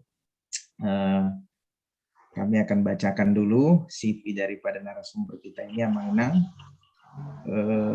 Sepwan Partogi Sinaga, sarjana pendidikan, tempat dan tanggal lahir di Siambalo, 1 September 1990. Status perkawinan belum kawin, agama Kristen Protestan, riwayat pendidikan 1996 sampai 2002 SD Negeri 173-751 Ria Niate. 2002 sampai dengan 2005 SMP swasta Budi Mulia Pangururan. 2005 sampai dengan 2008 SMA Negeri 1 Pangururan. 2008 sampai dengan 2012 program sarjana S1 Pendidikan Biologi Universitas Negeri Medan. Hobi membaca, bernyanyi, mengukir ornamen Batak, koleksi karya seni. Alamat di Siambalo, Desa Hutanamora, Kecamatan Pangururan, Kabupaten Samosir. Jadi kami sudah beberapa kali berguru juga dengan Bapak Sinaga ini. Sebenarnya banyak sekali talenta dari Bapak Sinaga ini yang karena masih usia muda sebenarnya luar biasa kalau menurut kami, karena kalau boleh sedikit kami sampaikan, kami dosen-dosen banyak ini berguru ke Pak Sinaga. Jadi Pak Sinaga bisalah disampaikan, dikeluarkan dulu paparannya tentang asal-usul si Raja Batak pada pertemuan kita hari ini. Kepada Bapak Sepwan Sinaga kami persilahkan. Baik, terima kasih untuk Pak Boni yang telah memberi kesempatan pada saya hari ini, dan kepada kita seluruhnya, Horas. Horas Pak, Horas. Horas. Iya. Di kesempatan yang berbahagia ini, ya, saya terkejut juga sebenarnya, ya, karena biasanya yang membicarakan tentang asal usul Raja Batak, Tarombe-Tarombe itu adalah kaum opung, ya, bapak-bapak dan ibu-ibu sekalian. Tapi kali ini justru yang didaulat untuk berbicara tentang Raja Batak adalah kaum muda seperti saya, ya. Mungkin ini ada harapan supaya orang-orang muda mulai cinta dengan budayanya, ya, dan kita sangat apresiasi dengan panitia untuk hal ini.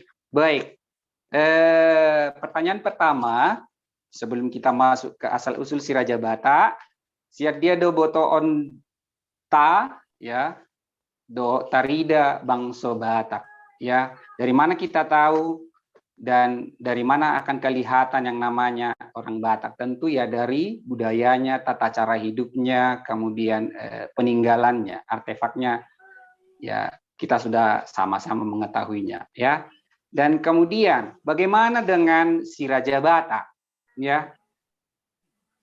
Pak Ketut tadi sudah mengatakan bahwa penggalian di daerah Cianjur mula-mula, ya, di seberang kampung kami ini, itu 1000 tahun yang lalu katanya, yang digali di daerah dekat dengan Huta Urat, ya, dekat dengan Huta Urat. Dan sekarang pertanyaannya, bagaimana dengan si Raja Batak ini, ya? Ini yang menjadi pertanyaan paling umum di mana-mana, ya. Hampir semua orang bertanya, bagaimana dengan si Raja Batak? Betulkah si Raja Batak ada? Kalau ada, di mana tempatnya? Kalau si Raja Batak ada, bagaimana wujudnya, di mana artefaknya, ya, itu yang menjadi selalu pertanyaan selama ini, ya. Dan kita mulai dari tonggo-tonggo daripada Cianjur mula-mula. Bapak Ibu sekalian, tonggonya seperti ini. Asamari mahamu badiani daupung namertua Cianjur. Cianjur mula iyang, Cianjur mula topa. Kata-kata di sini adalah Cianjur, bukan Cianjur mula-mula, ya. Cianjur, ya. Mulani huta, mulani soba iyang, soba jadi. Tuhuta nioputta, opuraja bonang-bonang, opuraja bonang tua. Jinupang nioputta, opuraja bunga-bunga. Opuraja bunga tua. Parhabing putih sisada taduk, parmanuk mirapohan, sisada hai-hai, mangaliat mangaretar. Toputta opuraja paung, opuraja marpaung ngomas.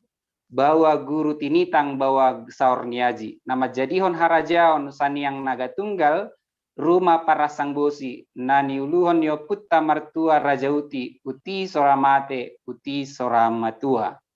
Di kata-kata ini, kita lihat kata yang paling dasar, yaitu kata si ajur, ya, si ajur. Kemudian tonggo kedua untuk menelisik daripada asal usul si Raja Batak ini, kita lihat di tonggo-tonggo daripada Dolok Nabolon atau Pusuk Buhit. Bapak Ibu sekalian, kami dari pihak Parhasudutan menyebut Pusuk Buhit itu sebagai Dolok Nabolon. Dan Parhabisaran itu menyebutnya dengan Pusuk Buhit, keturunan daripada Raja Isubaon, ya. Tonggonya seperti ini. Asamari mahamu badiani daupung naupago balik huhu nasumua bangun mulani api martipul di tano Cianjur mula-mula. Oputta namartua sidogor-dogor mulani pulung-pulungan mulani ubat-ubatan. Ubat-ubatan ni boru si baso bolon. Pukani bayon lojin mulani bayon ade. Parbonang si sapeam mulani si tara itam. Mulani pagar si tupurbura. mulani dorma sahuta, mulani dungdang, mulani sahala, mulani apang siopak suhi, solup siopak bale, parmasa si 12 solup. Sitiop gatang pamonaran, si tahok katia tarajuat, tugijang sora mukki, tutoru sora monggal, tuai sora mengge, tuari sora mabiltak, parpustaha haduduha parpidung nanggarjati, pidong marhata-hata, tujol manusia, tu debata di tonga, parpelian horbo silitong tunggal nadogoran, horbo sitikotadu jatan di portibi, naujasad dar nauja sorang, dirajata si raja haturusan natorus tulangi, natorus tu debata, pasaha soba iyang tuoputta mula jadi nabulun, asaibana mahape, natatalla homijur, koda laho tu langit, mula ni patik doho uhum, hatubuan ni hariara, sudung di langit. Lagi-lagi Bapak Ibu yang dibahas di sini adalah tentang si ajur mulana, ya. Beda lagi dengan si ajur mula-mula, ya. Nah, kalau kita melihat daripada torsa-torsa selama ini, saya teringat dengan kata-kata opung saya Bapak Ibu, katanya begini. Dulu mula jadi Nabolon menurunkan manusia itu katanya adalah di Pulau Morsa. Tetapi kemudian Leang-Leang Madi membawa manusia itu ke Pulau Morsa Tonga-Tonga, yaitu Pusuk Bui sekarang. Dalam analogi pengertian sekarang, ya, kalau kita berpikir mana mungkin manusia bisa diterbangkan oleh Leang-Leang Madi, burung layang-layang, ya. Hanya saja sebenarnya ini sebuah kiasan. Kalau dikatakan dari Pulau Morsa, siap Pulau Morsa di Pahabang Leang-Leang Madi, itu Pulau Morsa Tonga-Tonga. Maka sebenarnya di zaman sekarang kita harus menerjemahkan ini sebagai migrasi Bapak Ibu. Berarti ada pergerakan, ya, dari Pulau Morsa ke Pulau Morsa Tonga-Tonga, ya. Kemudian dari sini setelah tiba di Pulau Morsa Tonga-Tonga yaitu Pusuk Buhit, akhirnya kita sekarang sampai ke titik yang kita kenal sebagai asal-usul itu, dan kebanyakan mengakuinya, yaitu si ajur mula-mula. Berbeda lagi dengan kata-kata si ajur mulana. Jadi kalau kita runut secara turi-turian, Batak zaman dahulu, ya, itu mempunyai masa, ya, mempunyai masa pergerakan dari suatu daerah ke daerah yang lain, ya, dari suatu daerah ke daerah yang lain. Dan sebenarnya ini menjadi bahan juga untuk misalnya untuk Pak Ketut bahwa proses, ya, bergeraknya keturunan, ya, keluarga Batak itu dari Pulau Morsa ke Pulau Morsa Tonga-Tonga, lalu pindah ke daerah Cianjur mula-mula, ya. Berikutnya Bapak Ibu, di Batak, ya, di kita Batak itu percaya dengan yang namanya Raja Uti, ya, atau Raja Haturusan. Dan jika dilihat dirunut, Raja Haturusan atau Raja Uti itu punya jalur dari daerah Sitapangi ke Sibungbung Ruma atau Onak Gurgur, kemudian ke Haliang Bake, berikutnya ke Batu Nanggar, kemudian ke Tika, kemudian ke Nahornok dan juga ke Barus. Dan kalau jalur ini dibalik, maka dari Barus ke Nahornok, ke Tika, Batu Nanggar, Haliang Bake, kemudian Sibungbung Ruma atau Onak Gurgur dan berakhir di Sitapangi. Sitapangi ini adalah daerah puncak Pusuk Buhit Bapak Ibu, ya, di mana kita dapat melihat di sana sekarang yang namanya Batu Parapotan dan juga Tala-Tala, ya. Dan ini juga menjadi bahan pertimbangan untuk kita jalurnya, ya. Jadi kalau ada mengatakan dari Barus, maka kalau jalur ini dibalik, nah kita akan menemukan jalurnya sampai ke daerah Pusuk Buhit. Dan kemudian Raja Batak yang kita kenal, yang mana yang sekarang? Karena sekarang orang-orang mengatakan bahwa Raja Batak, ya, ada cukup banyak. Ya, misalnya kami dari Sinaga menganggap bahwa Palti Raja itu adalah pemimpin dari klan kami, Lutung. Ya, kemudian di daerah Libung itu dipimpin oleh Jonggi Manao. Ya, dan kemudian untuk daerah Toba itu dipimpin oleh Sisinga Mangaraja. Dan banyak orang menganggap bahwa mereka inilah yang namanya si Raja Batak di zaman sekarang. Tetapi kalau kita menilik kembali ke awal, maka kita harus melihat Tarobo dengan turi-turian. Ya, Tarobo dengan turi-turian yang menceritakan tentang si Raja Batak. Baik Bapak Ibu, di layar sudah saya tampilkan. Kepercayaan Batak pertama, mula-mula bahwa ada 3 anak yang bukan anak sebenarnya, ya, yang diciptakan oleh Mula Jadi Nabulun, ya, yaitu, dan ini secara mitologi, ya, nanti kita lihat bagaimana kelogisannya di zaman sekarang, ya. Batara Guru itu menikah dengan si Boru Siporti Bulan atau Nebang Pangisi, kemudian anak kedua itu Soripada dengan Mali Bidabini, dan Datu Mangala Bulan atau di Bapak Tinggi dengan si Boru Anggasana. Ya, ada juga yang membuatnya ini istrinya adalah si Boru Parmeme, kemudian si Boru Paror dan si Boru Panuturi. Ya, anak-anaknya ada Sori Mahumet dan Tata Debata, meski ada nanti beberapa versi Bapak Ibu ada yang punya sampai 10 keturunan 10 anak, ya. Dan putri kembar, ya, yaitu si Boru Sorbajati dan si Boru Dia Parujar, di mana nanti si Boru Sorbajati ini dinikahkan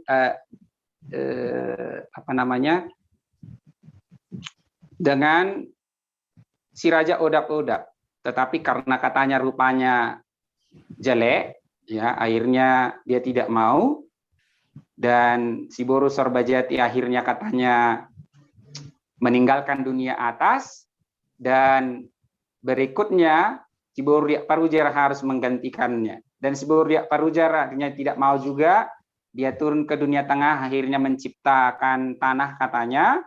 Kemudian karena si Raja Odap-Odap akhirnya dicipta kembali, dia akhirnya menjadi priang, digantilah dia namanya menjadi Situan Rumohir atau Situan Rumagorga. Ada juga yang menamainya dengan Tua Mula Songta dan Tua Mula Songti, ya.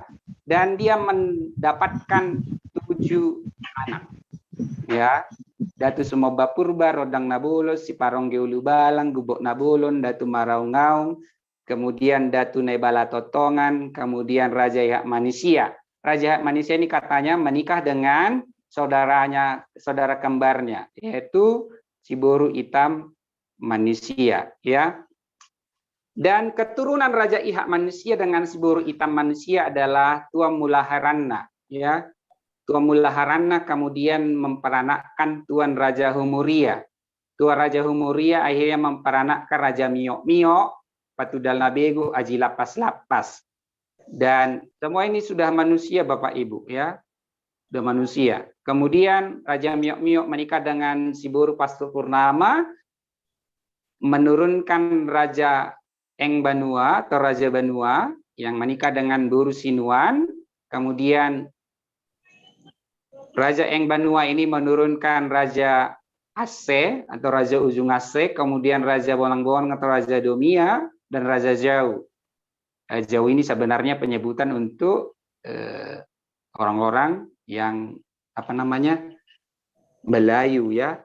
Kemudian Raja Bonang-Bonang atau Raja Domia itu menikah dengan Boru Liang Balabulan, menurunkan Opusaur Tata Debata yang menikah dengan si Boru Pagan, melahirkan Raja Ibulutano. Raja Ibulutano kemudian melahirkan yang namanya Opu Raja Jolma.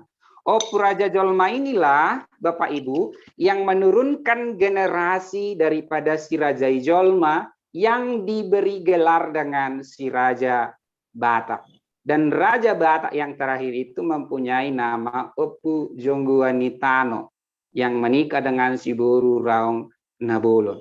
Jadi sebenarnya kalau kita lihat penyebutan daripada si Raja Batak ini adalah penyebutan nama komunal untuk tarobo yang sudah pipot dalam bahasa Bataknya. Artinya hilang, ya, artinya hilang. Dan sampai hari ini bisa berkali-kali misalnya untuk upacara Hawamien di tanah Batak, tidak ada satupun yang berani mengaku bahwa dia adalah hasadar daripada si Raja Batak, ya, si Raja Batak. Berkali-kali kita menanyakan yang manakah si Raja Batak, apakah siapa istrinya, tidak ada satupun yang menjawab. Semua mengatakan itu adalah Sobaun, Sobaun Dwe, katanya, ya.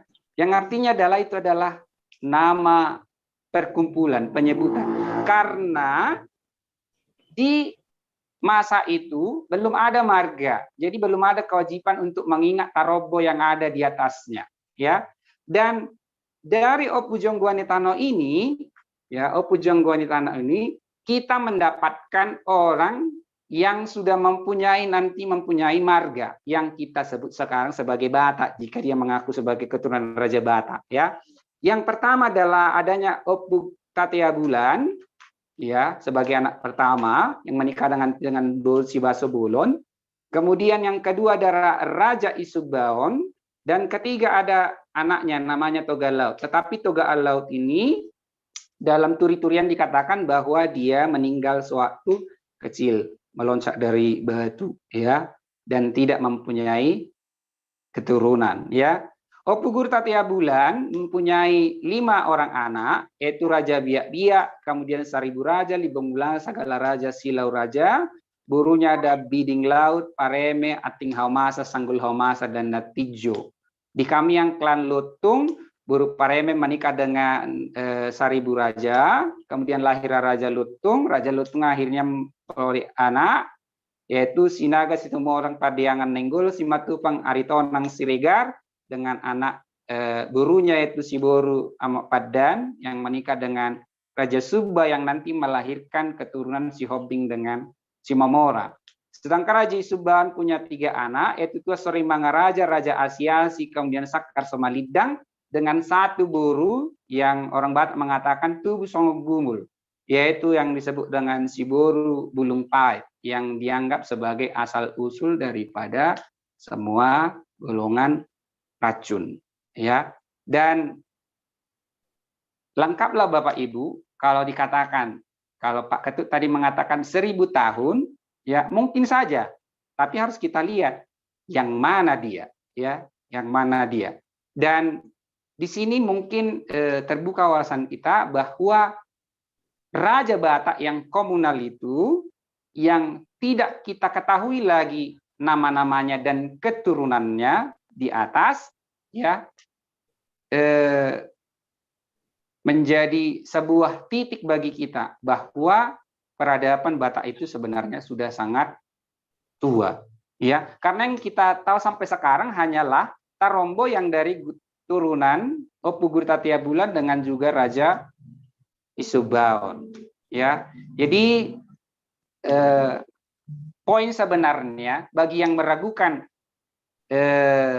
Siajur mula-mula sebagai titik pertama, yaitu Opu si Raja Batak, atau meragukan keberadaan Raja Batak, ya, perlu ditanya Raja Batak yang mana yang diragukannya, ya.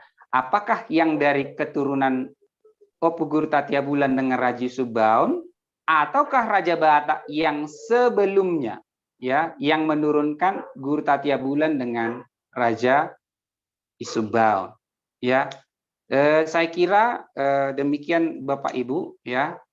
Semoga ini menambah khasanah pengetahuan kita, dan lebih dan kurangnya mohon dimaafkan.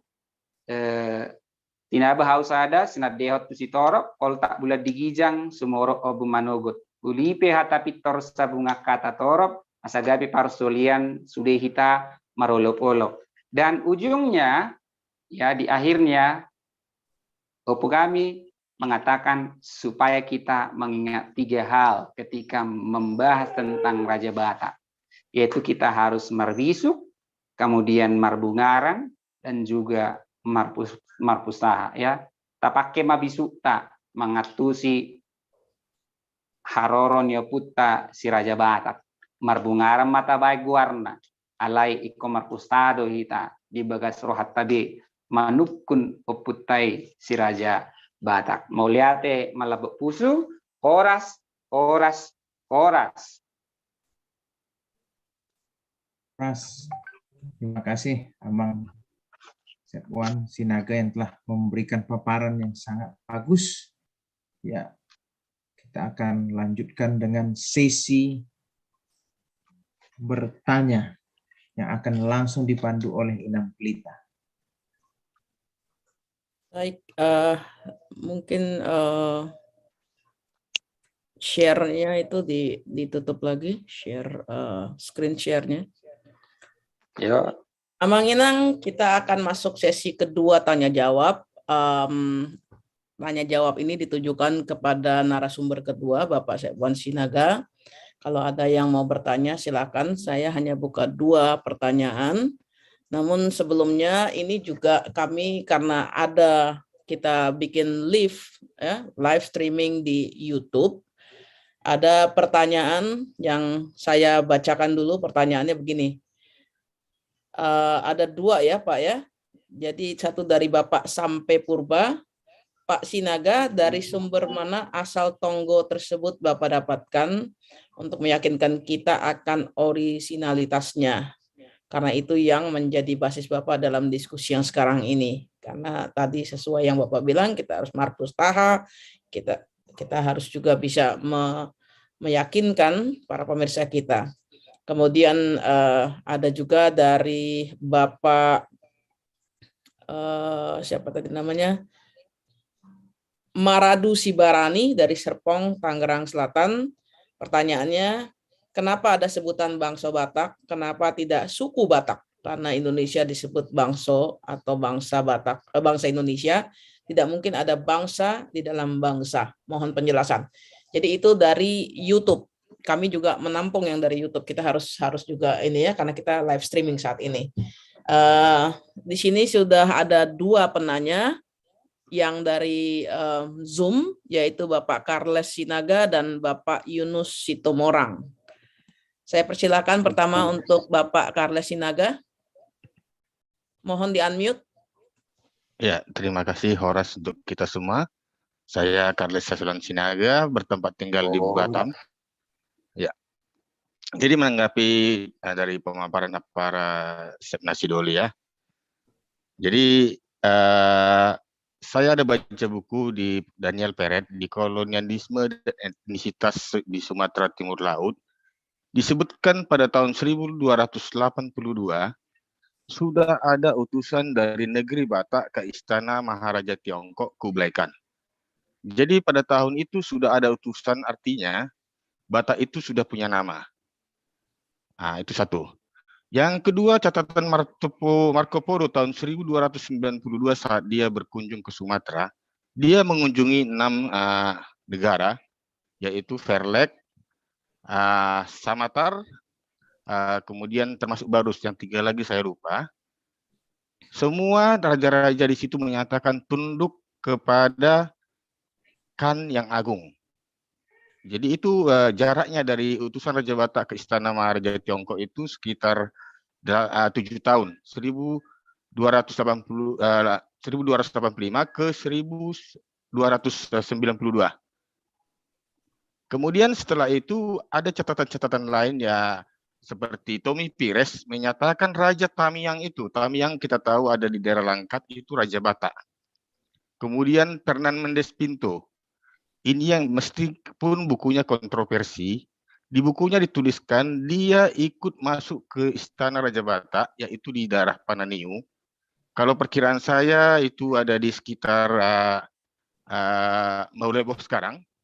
Dia ikut membantu Raja Batak menyerang kerajaan Aceh. Raja Batak itu dibantu oleh dari Minangkabau, dari Indragiri atau Indrapura, ada dibuat mungkin Borneo, ada dibuat Luzon. Mungkinkah Luzon ini yang di Filipina? Jadi kita keterkaitan itu dengan yang dikatakan Pak Ketut tadi, kita ada keirisan budaya dengan dari Filipina. Jadi itu tahun 1292 539. Nah, jadi pemaharanan Paris dulu saya setuju bahwa Raja Batak yang kita kenal dari Tarombo itu adalah yang terakhir kali, bukan yang pertama. Meskipun akan Tarombo ke atasnya akan tercipta kontroversi, karena kalau menurut dari Tonggo-Tonggo, ya mungkin akan sulit kita cari pembuktian yang sama. Meskipun ada misalnya mirip dengan yang dituliskan oleh Raja Patik Tampu Bolon ya. Tapi ya mungkin ya silahkan dipaparkan dari segi Tonggo-Tonggo.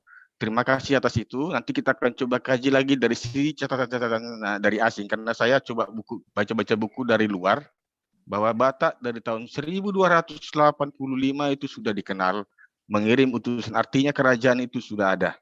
Jadi kenapa ada di Pusuk Buhit? Nah, jadi saya setuju juga dengan Pak Ketut. Kita tidak bisa memaksakan seperti Pak Edward Simanungkalit tadi menyatakan, saya tidak percaya, karena ya wajar, kebudayaan itu tidak tercipta oleh satu orang. Kebudayaan itu tercipta, peradaban itu tercipta karena kepentingan beberapa orang. Ya, kemudian juga masalah Raja Isumbaun, itu Batara Sangti jelas-jelas menulis dalam buku sejarah Batak bahwa dia sebagai keturunan Raja Isumbaun, leluhurnya Sori Mangaraja berasal dari Kerajaan Aru. Dan kita tahu Kerajaan Aru ini ada di pantai timur, bukan di Pusuk Buhit, yang datang ke Pusuk Buhit. Jadi mungkin saya pendapatnya, kita Batak ini tidak berasal dari satu keturunan, tapi penggabungan beberapa dari 8 penjuru angin yang mempertahankan supaya peradaban itu terjadi. Jadi mungkin ini hanya sekedar pembanding. Silakan para saya untuk melanjutkan dari melihat dari sisi tonggo-tonggonya. Mungkin dari Pak Ketut dari arkeologi, mungkin kita yang lain mencoba mencari catatan dari tempat yang lain. Terima kasih. Terima kasih Amang Carles Sinaga. Jadi ini lebih ke arah usulan ya, Amangnya bukan bertanya ya?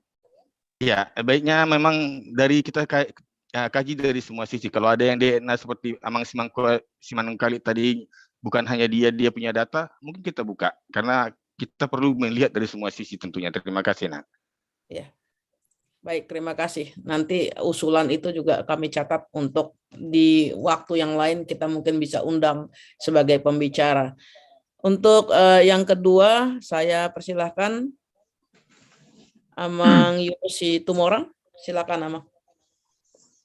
Baik, terima kasih. Saya tinggal di Bandung.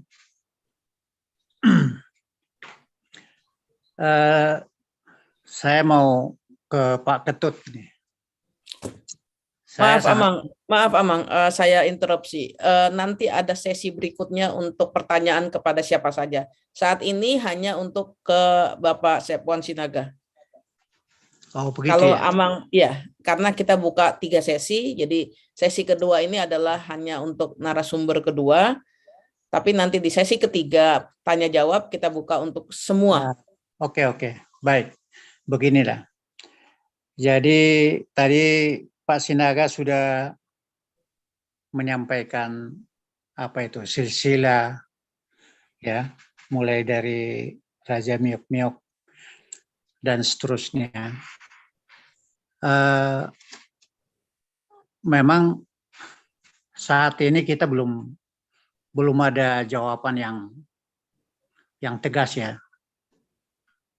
Ini asal usul Raja Batak ini dari mana? Cuman menurut hemat saya, ini para peneliti mungkin masih ada waktu, karena ada kurang lebih 10 titik kalau nggak salah, 10 titik lokasi yang mirip-mirip Batak. Ya, termasuk di Toraja, Filipina, di India, dan di mana lagi? Ada 10. Saya pernah baca di YouTube, ada 10.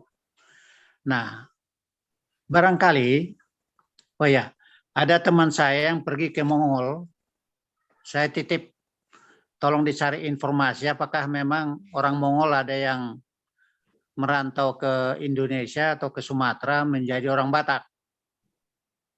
Nah, dia agak lama di sana, tidak menemukan di dalam tulisan-tulisan Mongol bahwa asal usulnya orang Mongol ada yang ke Sumatera atau Batak. Jadi mungkin dari tempat lain. Oleh karena itu mungkin saya usul gitu ya kepada para peneliti kita, ya mumpung kita ini masih hidup gitu, bisa mendapatkan sebenarnya dari mana sih asal usulnya si Raja Batak yang hebat ini. Beliau itu kalau zaman sekarang mungkin profesornya udah 10 kali. Bisa menciptakan satu bahasa, adat istiadat yang diikuti oleh komunitas turunannya. Dan turunannya cukup banyak. Ini luar biasa. Bisa menciptakan satu bahasa. Di suku-suku lain ada bahasa banyak. Di Indonesia ya, tapi ada yang sudah mulai mati itu. Tapi ini luar biasa, ini bahasa Batak bisa berkembang. Ya, walaupun itu hanya untuk orang-orang Batak, tapi Pak Ketut ternyata jago juga. Itu aja barangkali harapan saya, para peneliti ini untuk menuntaskan kira-kira asal-usulnya si Raja Batak ini dari mana sebenarnya. Karena bisa dikaitkan juga dengan Nias, ya, yang ada mirip-miripnya begitu. Begitu aja Bu, terima kasih. Baik, terima kasih Pak Yunus Situmorang. Itu saya rasa lebih ke arah usulan ya. Jadi tuntaskan dari mana ini asal-usul Raja Batak yang peparannya sampai ke seluruh dunia kita sekarang ini ya. Nanti mungkin kita akan undang lagi beberapa pembicara supaya lebih berkembang Marnonang kita ini, diskusi kita ini ya. Dan dari Bapak Charles Sinaga juga tadi usulan saja bahwa penggabungan dari 8 sudut angin itu sebenarnya orang Batak itu, jadi bukan hanya dari satu. Ini akan kita gali dalami lagi.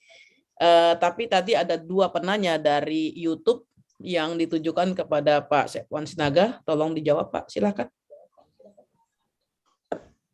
Baik, terima kasih. Moliate di Panorangion Nia Paraduli, Arles Sinaga. Kemudian Moliate di Amang Yunus Situmorang. Ya. Kemudian Adong Nakin, ada pertanyaan tadi dari Bapak Sape Purba, asal tonggonya. Ya. Tonggo yang saya buat tadi itu ada di catatan. Ya, ada catatan. Kebetulan opung saya punya catatannya bersama dengan tabes-tabes dan mantranya, itu yang saya ambil. Dan kemudian yang kedua saya cocokkan dengan yang terbiasa saya dengar ketika ditonggokan. Jadi saya masih awam dengan yang namanya martonggo, khususnya untuk upacara Batak Hahomium namanya. Ya, misalnya upacara Nasumarsar, ya biasanya tonggo-tonggo ini diucapkan.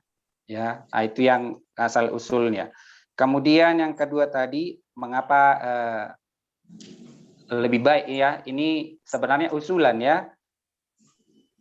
Usulannya, bukankah lebih baik kita menggunakan jangan menggunakan kata bangso untuk kata Batak ya, karena macam ada bangsa di dalam bangsa begitu kan.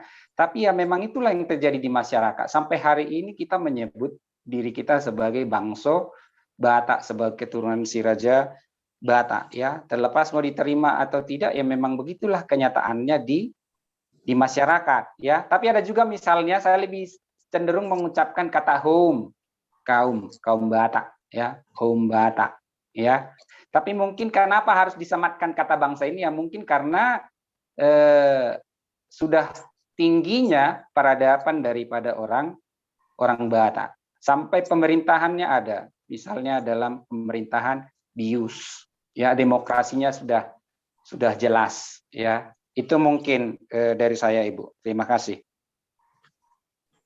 Dan untuk yang namanya Raja Batak, saya sampai hari ini masih mengatakan hal yang sama Bapak Ibu. Pribadi Raja Batak itu adalah nama untuk komunal ya.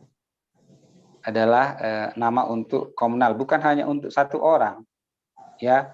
Sehingga penelitian Pak Ketut itu sebenarnya sejalan dengan tradisi yang selama ini ada. Ya, hanya saja memang orang Batak itu kan kelebihannya Bapak Ibu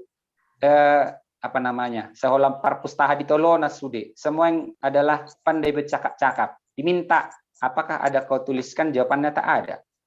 Buku lak-lak kita baca seluruhnya, lak-lak kita hampir seluruhnya, ya lak-lak kita hampir seluruhnya pembahasannya adalah tentang obat-obatan, ilmu magis seluruhnya.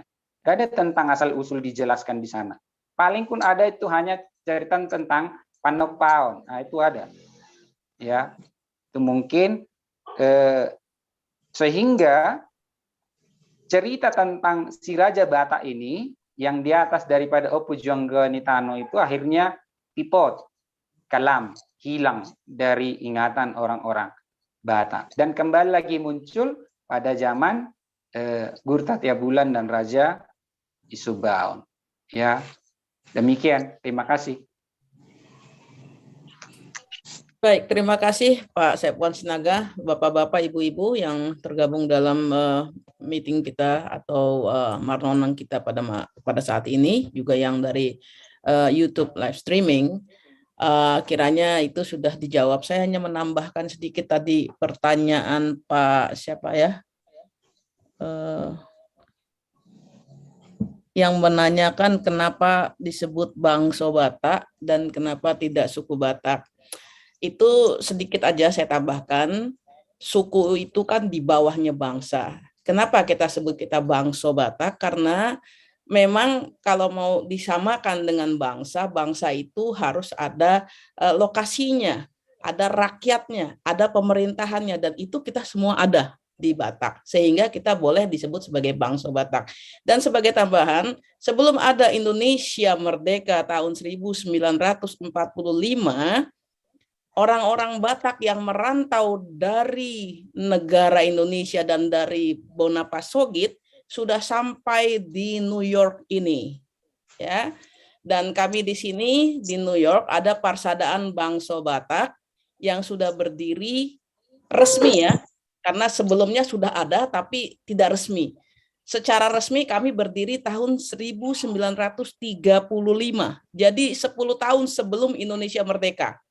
Dan nama kami adalah Parsadaan Bangsa Batak. Jadi Bapak tadi ya, saya jawab sedikit tambahin dari Bapak Sinaga. Jadi memang kita ini bangsa. Kita ada rasnya. Ras kita adalah ras Batak. Yang mana kita secara seluruhnya kita tetap mempertahankan budaya kita masing-masing, walaupun sudah berserak kemanapun, tetap ada ikatan yang kadang-kadang kalau dalam bahasa kita disebut makuling mudar ya. Jadi kalau dia orang Batak itu ketemu di seluruh dunia pasti, oh horas lai, horas itu, horas amang, horas inang, itu selalu. Nah karena itulah kita adakan di sini. Dan menjawab pertanyaan Bapak tadi, kenapa kita dibilang bangsa? Memang bangsa. Kita punya pemerintahan, kita punya rakyatnya, kita punya daerahnya di Tapanuli sana. Tapi memang kita sudah diaspora, sudah kemana-mana. Itu ya tambahannya, menambahkan jawaban dari Bapak Sinaga. Baik Bapak Ibu, sebelum kita melanjutkan ke acara berikutnya, ya acara berikutnya adalah tanya jawab sesi 3. Sesi 3 ini akan dibuka luas, baik bertanya kepada Prof. Bostang atau ke narasumber 1 atau narasumber 2. Saya ingin kita jangan tegang terus ya, agak terhibur sedikit, agak terhibur. Saya ingin menyampaikan satu pertanyaan tentang ini kita ya, acara kita saat ini. Pertanyaannya simpel saja. Dan ini akan diberikan sekedar pengganti uang kopi lah, karena kita ibarat kata kita lagi di marnonang di Lapo Tuak ini ya, jadi ada kopinya gitu ya. Kasih tes. Gimana? Itu ada tonggi. Kasih tes. Iya, jadi kita bisa sedikit lebih ada hiburannya juga. Jangan tegang-tegang terus, tegang nanti kita jadi berantem. Orang Batak tuh suka sekali bersih tegang ya. Kita tidak, kita Batak yang sudah maju ya, kita tidak zaman itu lagi ya. Jadi pertanyaannya singkat saja, tolong dijawab, nanti ditujukan kepada kami. Pertanyaan kuisnya adalah dari si Raja Batak yang diceritakan oleh Bapak Ketut tadi ya, hingga generasi akhir tadi ada berapa sundut? Itu aja pertanyaannya. Kalau Bapak Ibu mengikuti sejak awal tadi pasti tahu jawabannya. Oke? 25. Ya, resen. Nanti dikasih tahu di chatting atau di ini kepada kami, dan kami akan memilih jawaban yang benar. Nanti kami akan sampaikan apa jawabannya. Karena ini untuk menghibur kita, untuk sekedar beli kopi. Kalau di Indonesia dapat 100.000, kalau di luar negeri dapat $10, kira-kira seperti itu. Karena kita dari seluruh mancanegara ini, Bapak Ibu ya, kita semuanya ada di dalam kebersamaan kita sebagai bangsa Batak yang benar-benar menyatu ya. Itu pertanyaannya, ada berapa sundut dari si Raja Batak hingga generasi akhir dalam paparan yang disampaikan oleh Bapak Dr. Ketut tadi. Terima kasih. Lalu kita buka. Permisi itu sebentar saja itu. Yes. Dari jawaban yang masuk sekarang ini, Amang, Inang, kawan-kawan, angkanya masih belum tepat. Sekali lagi acuan kita yang dibagikan oleh Pak Ketut ya. Iya, yang dipaparkan oleh Pak Ketut. Jawaban yang masuk belum ada yang tepat sejauh ini. Siap, terima kasih itu. Jadi yang dipaparkan oleh Pak Ketut ya, bukan versi masing-masing atau bukan versi yang lain-lain. Yang dipaparkan Pak Ketut. Kami ingin mengetahui sejauh mana Bapak Ibu memperhatikan apa yang dipaparkan, sehingga besok-besok kalau kami mengundang juga pembicara-pembicara lain, kita akan lebih terfokus. Tapi ini sekedar intermezzo saja, supaya kita tidak terlalu bersih tegang. Hanya sekedar pengganti kopi atau sesuatu yang tonggi supaya kita tetap manis ya. Terima kasih. Untuk itu kita akan memulai sesi tanya jawab ketiga. Tanya jawab ketiga ini kita buka bebas. Bisa bertanya kepada Prof. Bostang, kepada Pak Dr. Ketut, kepada Amang Sinaga, siapa saja boleh. Dan kami akan memilih dua dari dari Zoom dan dari YouTube juga. Baik, silakan. Untuk yang pertama saya rasa bisa dipandu sama Bapak Haris Nainggolan ya. Silakan Pak. Ya, siapa ini? Oke, baik. Amang Inang silahkan raise hand. Yang mau bertanya bebas untuk kedua narasumber kita. Saya lanjut yang tadi.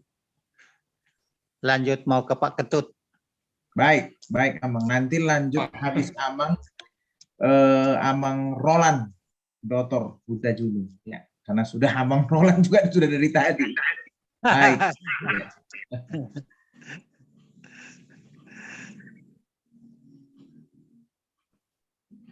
Ya, silakan Amang Yunus. Ya. Roland, Pak Roland atau saya? Habis Amang baru Pak Roland. Oke. Mau lihat ya? Nah, jadi begini.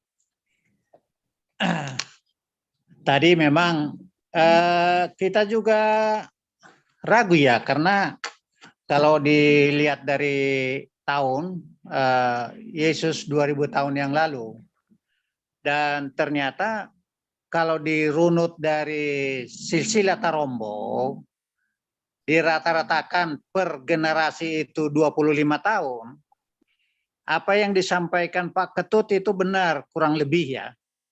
Kurang lebih lah. 25 sundut atau lebih ya. Kalau dihitung kali 25 tahun ya 625 tahun. Jadi ya kira-kira disitulah munculnya si Raja Batak. Tapi pada saat itu kan Pulau Jawa sudah banyak orang. Borobudur sedang dibangun. Dari mana ini asalnya si Raja Batak dia bisa menunjuk dirinya menjadi satu raja di dalam satu daerah yang akhirnya dia bisa menciptakan satu bahasa dan ada istiadat. Nah ini ke Pak Ketut. Barangkali penelitian Pak Ketut masih bisa dilanjut Pak. Nah, moga-moga kita masih bisa sempat mendengar itu hasilnya nanti. Jadi supaya pertanyaan yang sekian lama itu bisa terjawab. Singkat saja itu aja ke Pak Ketut. Terima kasih. Baik, terima kasih Amang. Kita lanjutkan ke Amang Roland. Mau lihat deh. Pertama-tama untuk Pak Ketut atas informasi penelitian Napinasana antara di Filipina, Toraja dan sebagainya. Dari dulu pun saya meyakini bahwa Batak itu datangnya bukan dari langit. Cuma di dalam penelitian Pak Ketut memprediksi populasi atau komunitas ada orang Batak di Cianjur mula-mula atau di Pusuk Buhit sekitar 1000 tahun dari mungkin waktu Paru atau Karbon. Tapi kalau saya baca juga dari Alkitab kita Raja-Raja, kelihatannya 3000 tahun atau 4000 tahun yang lalu penduduk di Kota Barus atau sekitarnya mungkin belum mendeklarasikan Batak, tapi sudah ada komunitas peluang yang menghasilkan kapur barus dan emas yang begitu baik menurut catatan sejarah dari. Nah, menjadi pertanyaan, mengapa ciri khas Pusuk Buhit itu jadi tempat songon spiritual si Raja Batak dalam kisah-kisah yang kita dapati. Menurut hemat Pak Ketut itu apa memang dia punya ciri-ciri yang memiliki ya katakanlah mungkin elektromagnetik dan sebagainya yang memungkinkan ada roh-roh yang bisa dianggap atau dirasakan ada di sana dari segi arkeologinya. Ini pertanyaan. Apa dua untuk lain ini Pak Amang Sepuan Sinaga. Mulubui manukun lai. Kira-kira atau sedia mulai tertulis tarobo. Alana mulu hujaha taroboi antara generasi kelima sian marga kebanyakan gelarnya yang ditulis, bukan goar sidak danahonna. Jadi artinya kan ditelusuri dingo-tingo ra. Puta on matuson matu gijang. Nah, jadi suku-sukuku menurut mungkin dari literatur mulubui kira-kira tersedia mulai rok tertulis otarobon. Iman suku-sukun asabui kadang-kadang molo oparanna sada ulo do gabi lupa satu keturunan alana gua ripa hupuna gelar rebain. Gabi hilang anaknya. Maulade. Baik, Maulade Amang kita dulu. Mungkin langsung ya dijawab oleh Pak Ketut, dua penanya. Amang Yunus Situmorang dan Pak Roland Rotor kita dulu. Silahkan Pak Ketut. Ya, baik, terima kasih. Saya sedikit menanggapi yang pernyataan sebelumnya berkaitan dengan keberadaan Batak, dengan hubungannya dengan Tiongkok atau kedatangan Marco Polo atau juga Pinto itu. Jadi yang dimaksud dengan bukunya Daniel Peret itu adalah penyebutan tentang Batak itu adalah penyebutan bagi orang-orang yang berada di pedalaman. Jadi tidak terbatas yang Batak yang kita kenal sekarang ya. Itu yang penting harus dipahami. Kemudian Pak Situmorang berkaitan dengan sebaran Austronesia sampai ke mana-mana, ke Mongol umpamanya itu sebenarnya memang iya ada sebaran-sebaran sampai ke India itu, bahkan ke Jepang itu. Ke Jepang itu dengan budaya Jomonnya, tapi prinsipnya sama dengan budaya Austronesia. Kemudian yang disebut Austronesia itu yang berkembang dari Taiwan ke selatan itu. Ini penting. Terus kemudian Pak Situmorang menanyakan tentang Borobudur sudah ada orang pada masa-masa itu, ya kan? Pada itu yang tadi saya jelaskan. Jadi kalau dalam konteks data yang ada, di bagian dataran tinggi Pulau Sumatera sudah ada aktivitas manusia sampai ke Humbang itu. Nah, kita belum atau orang belum menyebut itu orang Batak atau orang apa itu belum menyebut, tapi ada orang di sana. Kemudian apakah orang-orang itu berkembang dengan datangnya migrasi-migrasi yang baru, kemudian mereka memilih Cianjur mula-mula sebagai hunian, mengingat kondisinya yang ideal, dekat dengan gunung, karena konsep. Jadi sekali lagi Pak Roland saya sampaikan pada masa-masa awal-awal Masehi, bahkan sebelum itu 3.000 tahun yang lalu ataupun 5.000 tahun yang lalu, itu orang sudah percaya bahwa tempat tinggi digunakan sebagai tempat roh. Bahkan dalam konteks Batak itu dia tidak hanya mengenal tempat yang tinggi hanya busuk buhit saja, tapi ulu darat juga. Dalam konteks kajian yang saya lakukan itu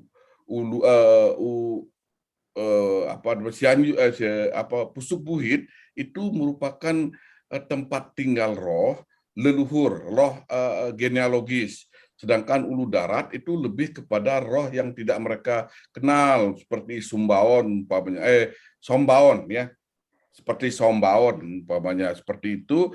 Jadi ada konsep-konsep yang berbeda, ada struktur-struktur yang harus dibedakan, fungsi-fungsi. Jadi fungsi tempat-tempat tertentu itu atau fungsi dunia lain sama dengan dianggap sama dengan dunia yang kita tinggali. Oleh karena itu, apa yang terbentuk di dunia lain, di dalam dunia nyata pun mereka mencoba untuk menyamakan struktur-struktur yang ada. Itu yang penting. Kemudian pada masa abad-abad itu memang abad 12, 13 di tempat lain memang sudah ada orang. Sama seperti penelitian yang saya lakukan di Nias, justru di tempat di Sumatera sudah ada kerajaan, di Nias orang masih di gua. Atau di Papua kalau kita lihat sekarang itu masih orang tinggal di hutan-hutan ya kan. Schlessenborn mereka masih lakukan itu. Jadi tidak heran kalau di tempat-tempat tertentu budaya itu tidak sama berjalannya. Ini yang paling penting kita sampaikan. Kemudian kitab raja-raja itu dalam konteks yang lain Pak Roland itu Barus justru pada abad-abad ke-11 Barus itu sudah ada organisasi pedagang. Orang-orang India yang ada di Barus. Jadi dalam kronik-kronik Batak pun disebutkan bahwa orang-orang itu yang mengajarkan pertanian justru bagi orang-orang Batak. Nah, itu yang saya bilang tadi, orang-orang yang ada di pesisir timur, orang-orang yang ada di pesisir barat, mereka datang ke pedalaman itu dalam rangka mengumpulkan hasil hutan, hasil bumi kita. Dan pasti ada kontak dengan orang lokal. Yang tadi saya sebut, orang-orang yang sebelum datangnya orang-orang pesisir maupun orang-orang pesisir barat maupun timur. Jadi itulah yang membentuk kebudayaan. Itu dalam konteks yang saya ilustrasikan dari data yang ada. Terima kasih. Baik, terima kasih Pak Ketut. Ya, berikutnya kami minta jawaban dari Pak Sepwan. Pertanyaan Pak Roland Tajulu tadi, tahun berapa Tarombo itu ada? Baik, terima kasih untuk pertanyaan dari Among Roland Siburian tadi ya, atau ya? Tajulu ya. Tahu sadia do Tarombo di surat. Tidak ada yang bisa menjawabnya secara pasti, Amang. Ya, tidak ada yang bisa menjawabnya secara pasti. Saya pun tidak berani untuk menjawabnya. Kenapa? Karena orang Batak terkenal dengan perhata-hata di babana perpustakaan di Tolonan. Ya, semuanya hanya dicakap-cakapkan. Ya, kita hanya bisa mengingat. Misalnya, saya masih hafal dengan yang namanya Tarombo saya minimal sampai 5 sun ke atas. Meskipun saya tahu yang ditulis opung saya misalnya ya sampai ke Toga Sindaga. Tetapi saya wajib tahu hanya sekitar 5 sundut. Saya harus tahu tulang saya, harus tahu bonaniari saya, harus tahu bonani tulang saya, harus tahu tulang rusuk saya, harus tahu mata niari besar saya. Ya, hanya itu kemungkinan yang karena kepentingan untuk adat. Yang kalau di atasnya ya sepertinya akan susah. Jadi kalau saya ditanya misalnya, isema opung berumu sian suduk na patoluhon manang papaton sian opung mutoga sindagaina arang binoto be. Gak tahu lagi kita, nggak ada catatannya sama sekali ya. Karena memang itu yang aneh di kita orang Batak memang Pak Utajulu ya. Kita agak malas yang namanya membuat catatan ya, agak malas mungkin, tapi di akhir-akhir ini di milenial ini ya kita sudah mulai mencoba mencatatkannya supaya nanti ya generasi berikutnya ya tidak kehilangan arah ya. Itu jawaban dari saya Pak Utajulu. Lebih kurang mau lihat Baik, terima kasih Amang Sekwan. Baik, selanjut ya Inang Pelita ya. Maaf Inang, bisa saya tanggapi sedikit yang dikatakan Pak Ketut tadi? Silakan. Oke, Pak Ketut ya. Jadi tadi saya masalah pintu Bapak katakan, maaf ya, saya belum masuk pula saya ke apa nih, ke Zoom, maksudnya ke komputer saya belum masuk ke Zoom. Saya coba dulu ambil video. Coba Bu, kalau kalau nampak video di layar monitor, nampak? Saya ambil video dari Bisa di-share screen aja kali. Sudah. Aduh. Saya Oke, kalau gitu lanjut dulu aja lah biar saya masuk ke laptop dulu karena saya pakai handphone ini belum saya masukkan dari sini soalnya. Ya, Inang lanjut dulu lah. Saya masuk dulu lewat laptop saya ya. Iya, oke. Mungkin kita skip dulu. Kita bisa ada lagi penanya Bapak Halomoan Sipurian dari Yogyakarta. Silakan Pak dan di-unmute. Oke. Makasih Mbak Panitia ya. Jadi pertama ada buku Tommy Pires Suma Oriental. Itu dia menulis tahun 1500-an. Itu sudah mencatat ada kerajaan-kerajaan di Sumatera termasuk kerajaan Aceh dan ada ini terus ada Bata tapi tidak ada kaya Bata ya. Itu pertama. Terus kedua peradaban Barus. Di bukunya Guilot itu bahwa di Barus sudah banyak ditemukan artefak yang usianya 1000 tahun bahkan lebih. Bahkan ada nisan yang bertulisan Arab, tapi bukan dari Al-Quran. Itu di Tenggarai diduga sudah dari tahun 800. Kalau itu kecil, sebenarnya setelah diteliti, isinya adalah isi dari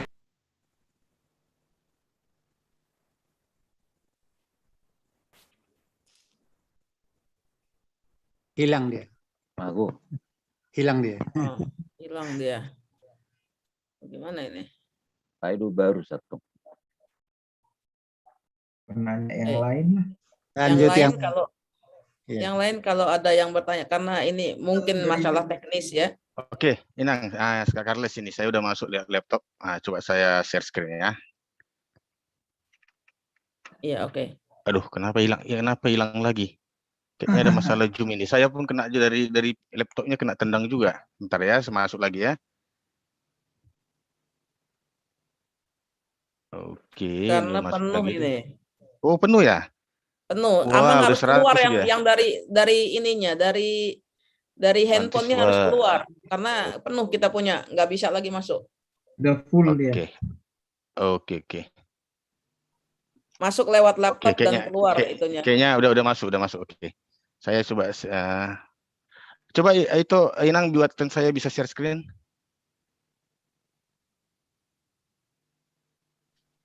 Saya nggak bisa share screen nih. Dikasih co-host kali Laisinaga itu, Inang.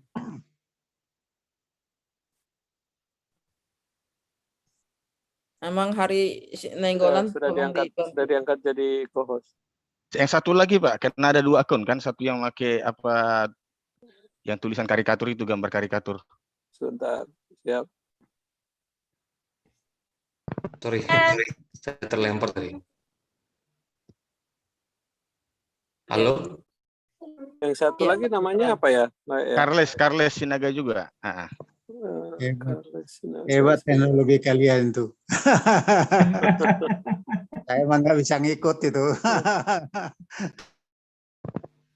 Saya lagi cari sebentar ya, Le ya. Belum jumpa. Yang pakai baju adat ini ya? Iya, iya.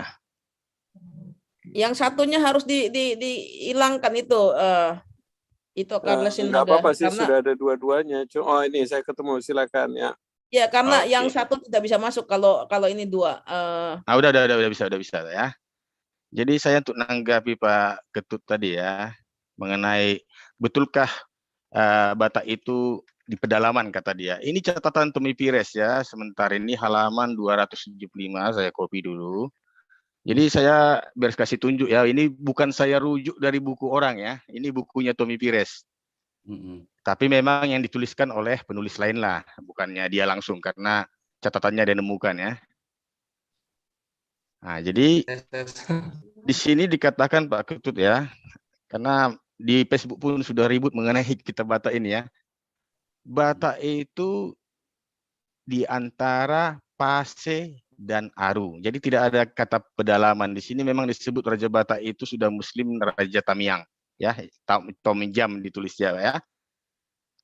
Kemudian di bukunya Pinto, ini juga bukunya Pinto Pak, bukan saya ya. Ini agak rumit menerjemahkannya karena ini bahasa Inggris 400 lebih tahun yang lalu. Jadi biar saya tunjukkan ya kapan diterbitkan buku ini, mungkin kita terkejut semua ya. Ini tahun 1653 diterbitkan. Ini laporan kepada Raja Spanyol. Dia orang Portugal tapi dia buat laporan ke Raja Spanyol. Mana dia buat laporan ke nih. Dedicated to the Majesty of Philip King of Spain. Ya. Jadi di sini memang kenyataannya Pinto itu, jadi kalau yang dari buku Daniel Peret dia merujuk ke buku ini, entah buku yang lain nggak tahu saya. Tapi yang jelas di sini ada disebutkan posisi dari Pananiu sebagai pusat kerajaan Batak itu. Ini capital city kingdom of Batas. Tadi ada Amang tadi yang menyatakan tidak ada huruf K-nya katanya. Sebenarnya Batak itu memang orang luar negeri menyebut Batak itu Bata, Pak. Nanti di bukunya siapa? Bukunya si William Marsden, History of Sumatra ya. Itu History of Sumatra. Ya. Ya, History Sumatera dia ada sebut catat tulisan yang benar itu Batak. Sebentar dulu saya cari bukunya dulu ya. Belum dipersiapkan soalnya. Saya punya bukunya. Ya. Sorry, ini kena. Nah, ini History of Sumatra. Jadi dia ada sebut kata Batak. Lihat ya. Di sini ada disebutkan ini sebelum tahun 1800 bahwa dikenal sebagai Batak, Batas atau Batak, tapi yang benar itu Batak. Kira-kira itulah. Ini diperbaiki. Buku ini tahun 1700-an terbitnya. Jadi bukan yang setelah zaman Belanda ya. Belanda sama sekali di ketiga buku ini Belanda itu belum sampai ke Sumatera Utara. Ini terbitan 1811. Tapi terbitan pertama itu tahun 1783. Jadi mungkin ya itulah untuk sedikit perbandingan ke Pak Ketut bahwa yang dicatat ini Batak ini semua sebenarnya waktu yang Pires itu tahun 1515 itu di pesisir. Tamiang itu kan di antara sampingnya Langkat ya. Kemudian Panani itu juga ada di sekitar Moloboh di pantai barat. Dan Pinto ikut juga dengan pasukan Raja Batak itu menyerang Aceh saat itu. Jadi mungkin itulah untuk dari saya sementara ini. Terima kasih. Bisa kembali lagi, Bang? Izin bicara. Ya, silakan. Tadi terputus waktu di Zoom tadi. Ya, oke.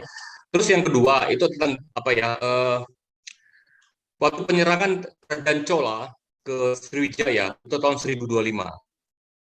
Di kita literatur sangat sedikit sekali membahas itu detailnya.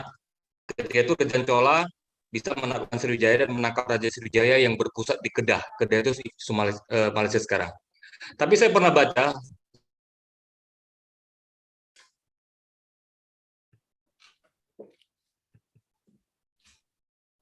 Putus lagi ya.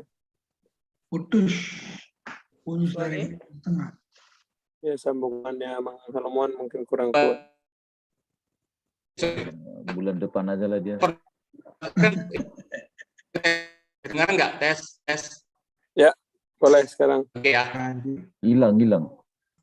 Jadi gini, banyak sejarah kenapa kerajaan Chola yang dan di India Selatan yang tidak bersifat bisa mengalahkan Sriwijaya yang bersifat maritim.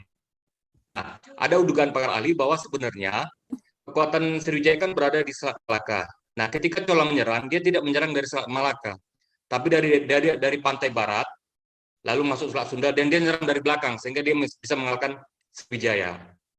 Itu dugaan. Saya ada baca sumber dari Tamil juga, kerajaan Chola, bahwa kerajaan Chola itu pada tahun itu, 1000 itu ketika mengalahkan Sriwijaya, dia banyak dibantu oleh para serikat pedagang Tamil yang ada di Barus. Di Barus ada asosiasi pedagang Tamil yang kira-kira artinya adalah asosiasi 800 pedagang. Berarti kira-kira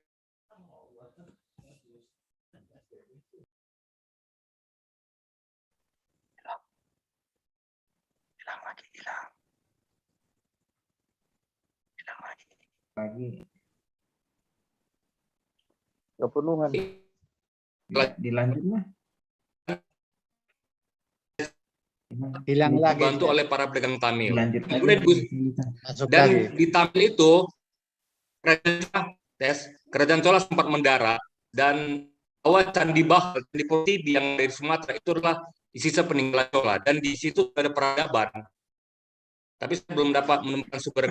Jadi dugaan saya itu sudah peradaban Batak sudah maju seperti itu. Mungkin itu ada Pak Ketut atau Pak Sinaga punya sumber-sumber yang lain. Kita sekedar berbagi ya. Saya cuma mau verifikasi. Terima kasih. Pertanyaannya apa? Pertanyaannya ya ini ada Like Halomuan, kayaknya videonya coba di off-kan dulu supaya bandwidth-nya cukup.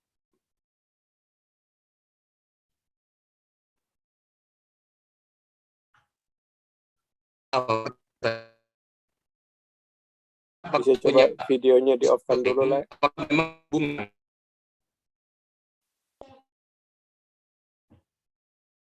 Videonya di off-kan dulu lah supaya bandwidth-nya lebih mungkin itu yang bikin sambungannya kurang stabil.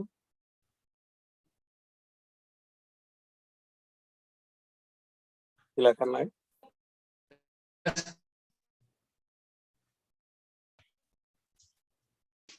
Tes.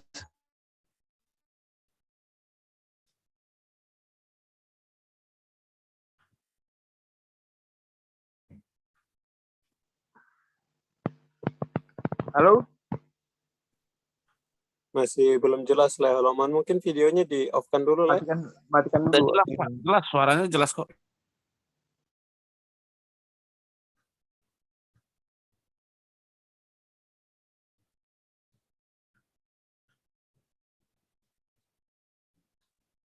Kita beri kesempatan layak Haloman nanti. Silakan itu Pelita mungkin kita lanjut dulu. Baik, Bapak Ibu, karena kita juga terikat sama waktu ya. Jadi nanti untuk Bapak Halomuan nanti jika kita masih ada waktu kita ulang kembali ya.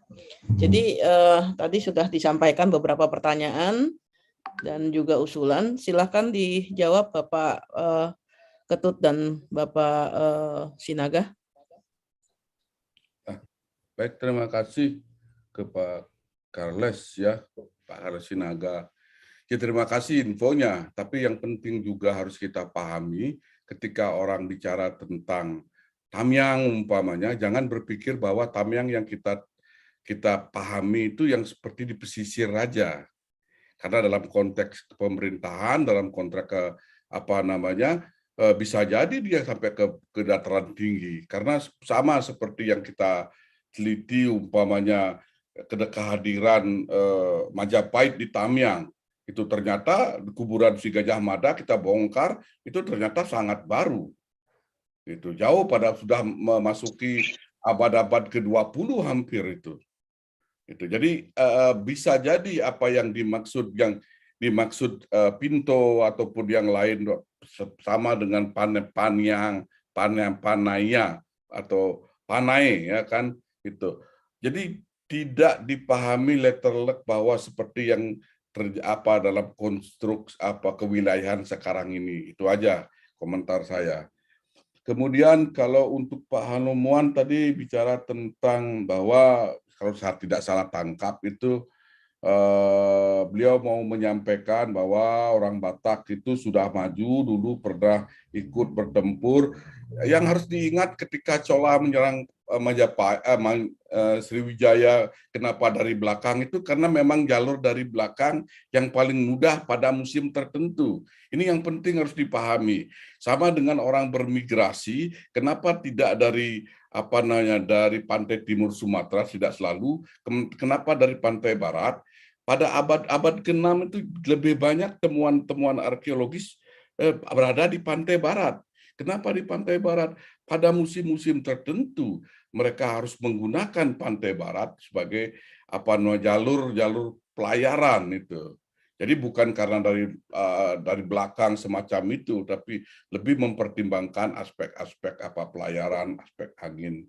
Kemudian tentang persekutuan pedagang-pedagang Tamil itu pada prasasti Lobu Tua pada abad-abad ke-11 itu juga akan memberikan gambaran seperti yang saya sampaikan bahwa orang-orang Tamil ada di Barus itu dalam kaitannya dengan mengumpulkan bahan-bahan kekayaan alam yang ada di pedalaman. Jadi bukan yang di pesisir, di pedalaman. Oleh karena itu, mereka punya akses-akses ke pedalaman, mereka pasti akan bertemu dengan orang-orang dari pedalaman, itulah yang mewarnai kemudian berbagai kebudayaan-kebudayaan yang kemudian menurut kami disebut masyarakat Batak. Gitu. Sementara itu, Bu, komentarnya Bu Pelita. Ya, terima kasih Pak Dr. Ketut, sangat baik dan sangat membuka wawasan kita. Betul-betul kita ini di brain supaya lebih terbuka terhadap segala sesuatunya ya. Sebelum kita lanjut pertanyaan-pertanyaan, saya mau kasih sedikit refreshing lagi. Jangan tegang-tegang lah Bapak Ibu. Kita ini menggali dalami adat budaya Batak kita supaya lebih masuk ya. Saya ingin melempar, tadi kita sudah ada pertanyaan dan sudah ada pemenang, amin saya bilang ada yang jawab benar, sudah kami catat dan kita buka kuis untuk yang kedua. Silakan didengarkan baik-baik ya. Apa 3M yang seharusnya atau sebaiknya kita terapkan dalam kehidupan kita bermasyarakat yang disampaikan oleh Bapak pembicara kedua Amang Sinaga. Silahkan, saya tunggu waktunya dan dijawab supaya kita bisa berbagi-bagi lagi. Dan sementara itu kita akan melanjutkan kalau masih ada yang ingin bertanya. Masih dibuka 2 penanya lagi. Silahkan.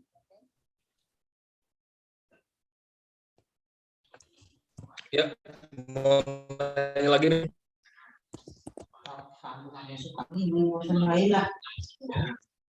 Diangkat tangannya siapa yang ini tadi? Masih ada? Kalau enggak, kita akan... Ada di kolom chat itu, Inang Pelita. Ya. Dari Amang Nelson Lumbanturuan. Oke, silakan Amang Nelson Lumbanturuan. Soalnya ini harus dilihat semuanya nih semuanya. Amang Nelson Lumbanturuan masih di ruang Zoom kah? Ya, mungkin bisa kami bacakan. Itu saya sudah chat tadi, ya. Inang. Saya sudah chat di situ untuk pertanyaan saya ke Pak Dokter. Pertanyaannya tadi itu di antara kelima subetnis itu dalam penelitiannya Pak Dokter, yang mana yang nenek moyang siapa yang lebih tua? Toba, Karo, Papak, Menunggu, Mandeling, silakan Pak Dokter. Baik, Pak Nelson. Sorry Bu, saya langsung Bu jawab Bu ya. Iya Pak, silakan Pak, silakan. Baik Pak Nelson, jadi kalau kita bicara tentang nenek moyang, data arkeologis yang sudah kita temukan sampai saat ini yang berkaitan dengan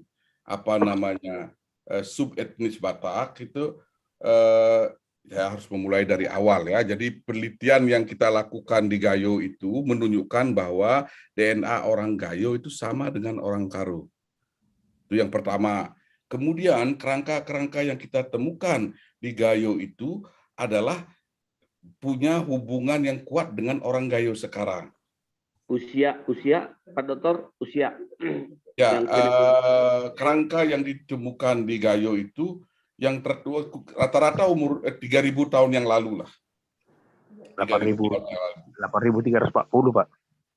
Nah, itu yang lain itu Pak. Jadi tak ada hubungannya dengan marga-marga ini. Itu Australoid itu.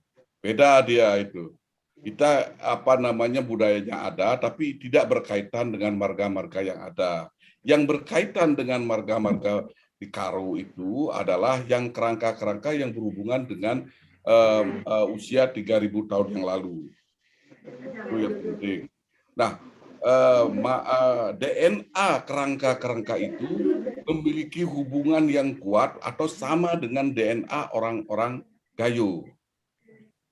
DNA orang-orang Gayo yang sekarang itu sama dengan DNA orang-orang Karo.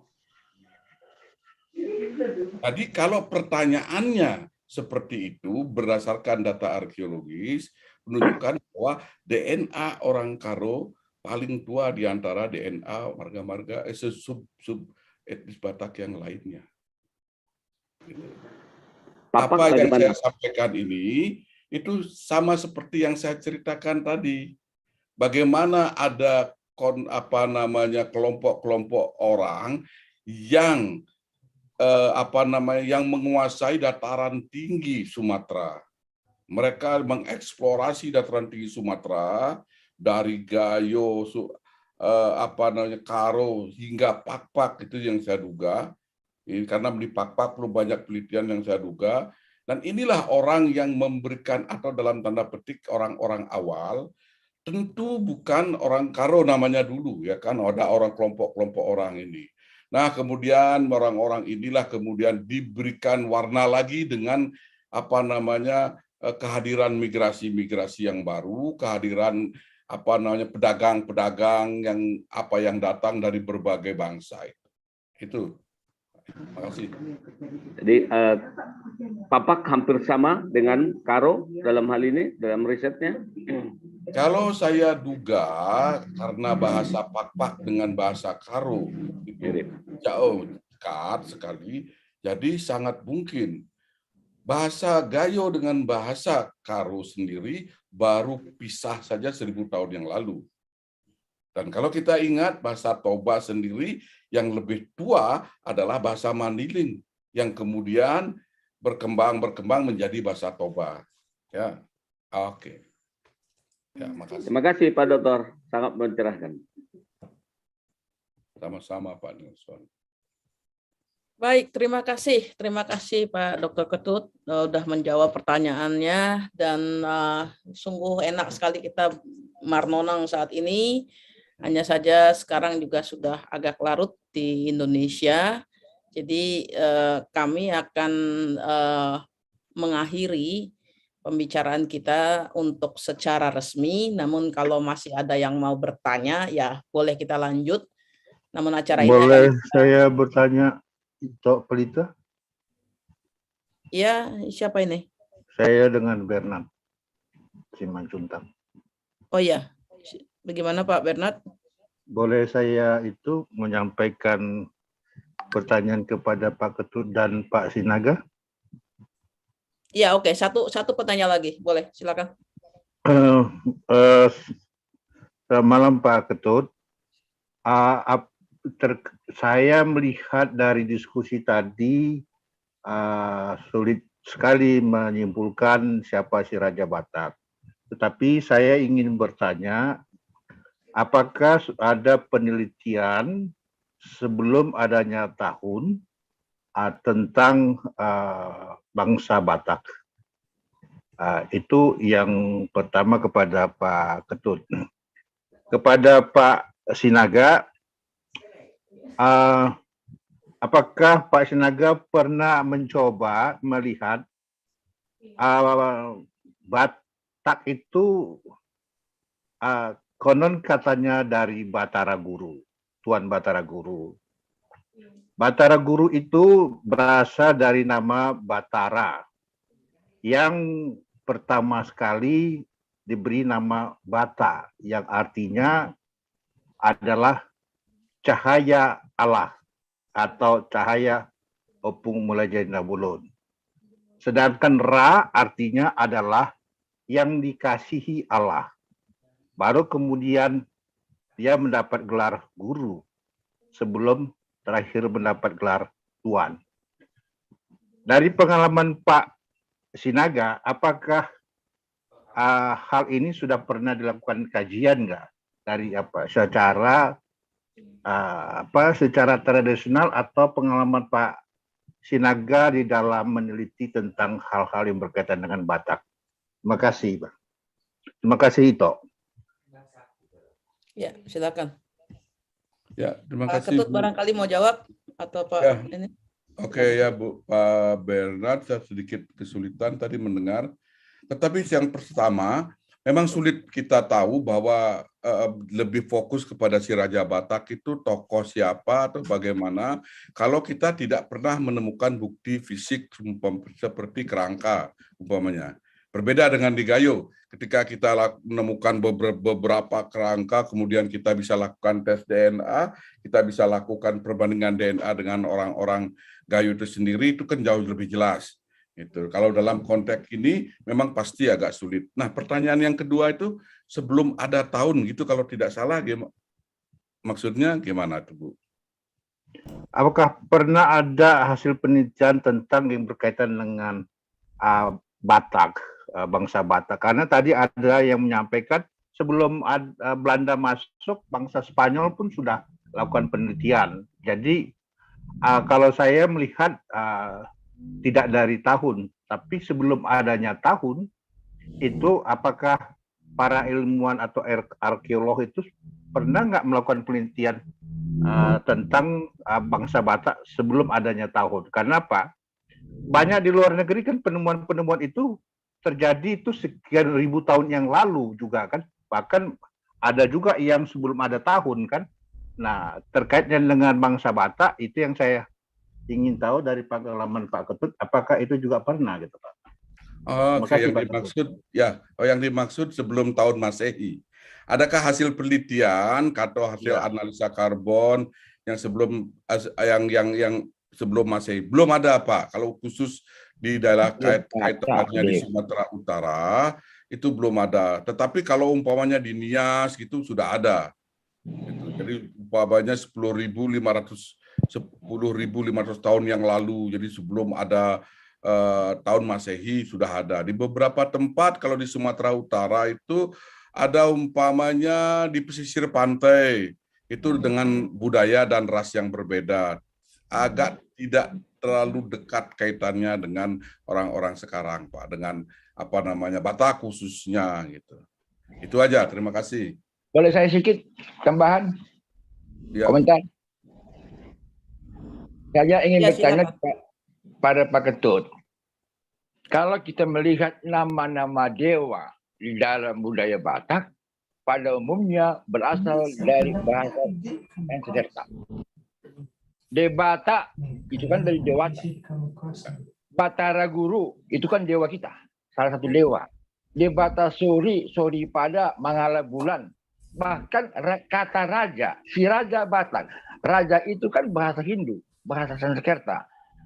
Apakah itu ditemukan di dalam penelitian itu? Karena dari tadi belum ada menyebutkan Hindu gitu, Sanskerta. Itu aja. Iya, Raja Uti sebenarnya, Dewa Uti itu Raja Hindu. Ya, kan ada memang itu yang saya bilang. Ketika ada orang-orang pedagang yang datang dari timur maupun dari barat ke pedalaman, mereka memberikan memperkaya budaya-budaya yang ada. Tuh. Jadi periodenya jelas pada periode-periode yang dikenal sekitar abad-abad 10 paling tidak gitu. Jadi kalaupun kemudian berkembang folklore semacam itu lebih kepada periode-periode yang lebih awal ya. Itu kalau dalam arkeologis ya. Karena kita juga dalam arkeologis lebih bisa bicara sampai puluhan ribu tahun yang lalu. Jadi kalau dalam konteks abad ke-10 relatif baru ya. Gitu. Itu kira-kira gambaran dari saya. Terima kasih. Maaf kalau bisa Pak Ketut saya tambahi. Tadi saya agak keberatan kalau alai kami terkasih itu mengatakan itu dewa. Karena Dewata itu bukan dewa, dewa itu makhluk yang punya wujud ya. Jadi jangan salah, di Spanyol pun juga dewa itu punya wujud gitu loh. Sedangkan Allah itu nggak ada wujudnya gitu loh. Terus Batara Guru itu bukan dewa loh, itu cahaya loh. Bukan. Jadi jangan terlalu cepat kita simpulkan gitu loh. Karena Batara itu berasal dari dua kata, satu bata dan ra. Bata itu artinya adalah cahaya. Ra itu artinya yang dikasih Allah gitu loh. Jadi kalau yang di Hindu itu Sang Hyang Widi itu adalah dewa. Saya tahu kalau itu gitu. Jadi artinya ini bukan saya mau mengkritisi, coba untuk menyamakan persepsi kita aja dulu gitu supaya kalaupun nanti satu saat oleh panitia membuka satu diskusi lebih lanjut tentang si Raja Batak, mungkin akan kita lebih terfokus gitu kira-kira gitu ya. Begitu Pak Ketut dan saya yang terkasih. Boleh komentari, nggak apa-apa. Masih boleh saya komentari? Begini emang kita akan tutup dulu sesi ini karena kita harus secara resmi menutup sesi ini. Kemudian setelah kita tutup resmi baru kita marnonang bebas. Oke. Jadi dari Pak Sinaga belum dijawab. Itu. Makanya jadi jangan terus dilanjutkan. Mungkin sekali terakhir dari Amang Sinaga supaya kita konklusikan karena kita juga harus ada sedikit notulen yang kita sudah catat. Lalu ada pengumuman pemenang kuis. Kita masih ada banyak waktu ini, tapi ini sudah jam berapa ini? 10 malam di Indonesia. Ya, jadi kita harus juga menghargai setiap waktu yang kita pergunakan. Silakan Pak Sepuan Sinaga untuk terakhir. Baik, terkait dengan asal-usul kata ini masalah kata ya, yang ya semua orang akan mengatakan bahwa Batara itu berasal dari bahasa Sanskerta ya. Dan orang Batak juga mengatakan bahwa Batara Guru, kemudian Mangala Bulan, Mangala Sori itu bukanlah wujud, dia adalah pancaran daripada Mula Jadi Nabulun. Ya. Iya. Jadi tetap Mula Jadi Nabulun itu adalah tunggal. Ya, dia sering disebut dengan Opuraja Bona-Bona, kemudian Opuraja Mula-Mula. Ya, dan orang Batak mengatakan Oputa Mula Jadi Nabulun do sitopa nasanadong naro sia si somar mula na somar mula-mula katanya. Yang tidak berawal, ya yang datang dari ketidakberawalan. Jadi dia kekal untuk selama-lamanya. Dan itu fix di orang Batak mengakuinya. Ya. Dan kalau apakah masih sudah ada penelitian tentang asal usul penamaan itu sampai sekarang mungkin belum ada Bapak ya. Banyak. Ya. Oke deh, mereka jangan dikomentari dulu lah, biarkan aja Lai Sinaga yang bicara dulu. Iya. Ya. Dan semua hanya terkait daripada penggunaan kata tersebut. Di akhir-akhir ini kemudian ditelaah Batara, ya. Kemudian misalnya kata Devata.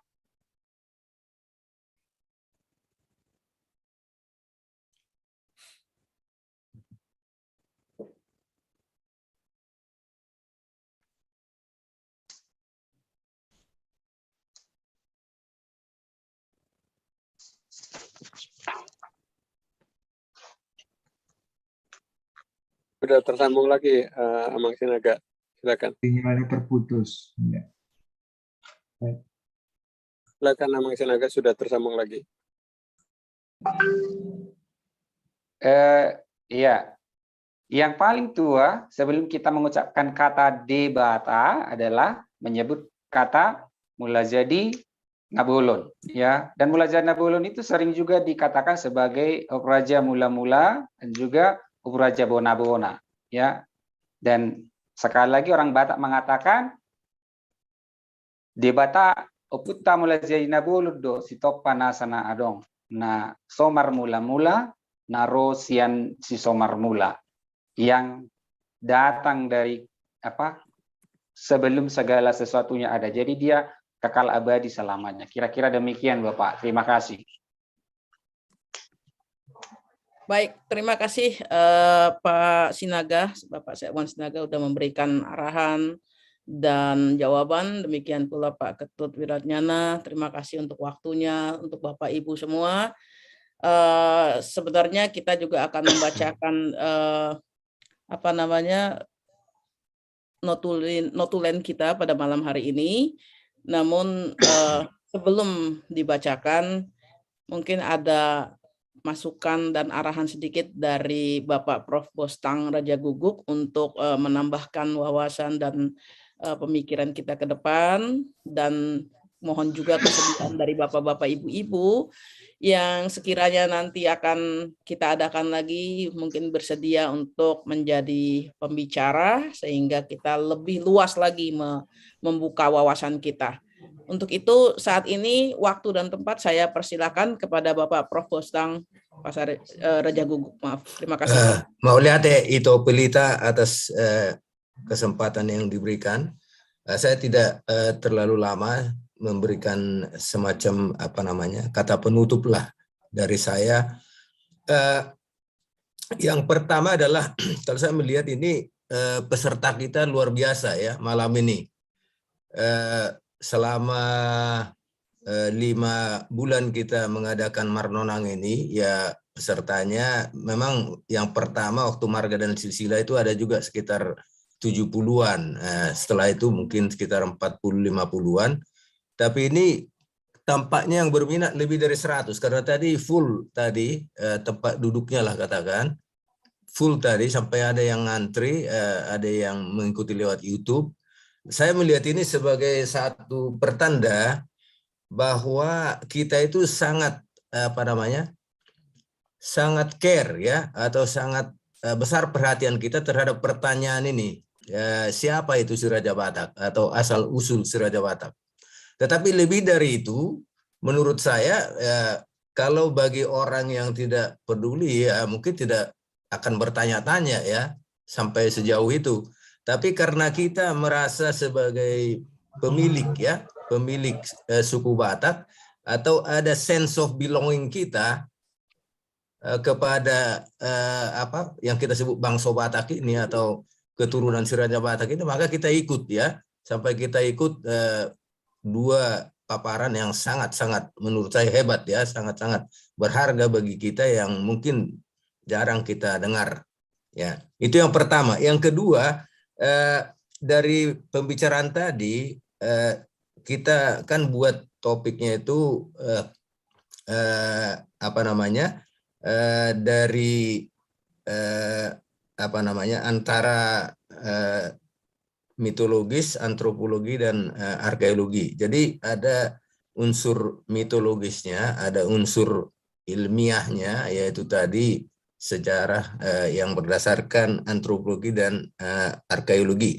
Nah dari situ kita, kalau saya menangkap tadi, tampaknya itu kalau dari hasil penelitian Amang Profesor Bungaran Simanjuntak itu dari satu arah, dari Manchuria ya, ada gambarnya di salah satu yang kita bagikan ya, salah satu narasi yang kita bagikan.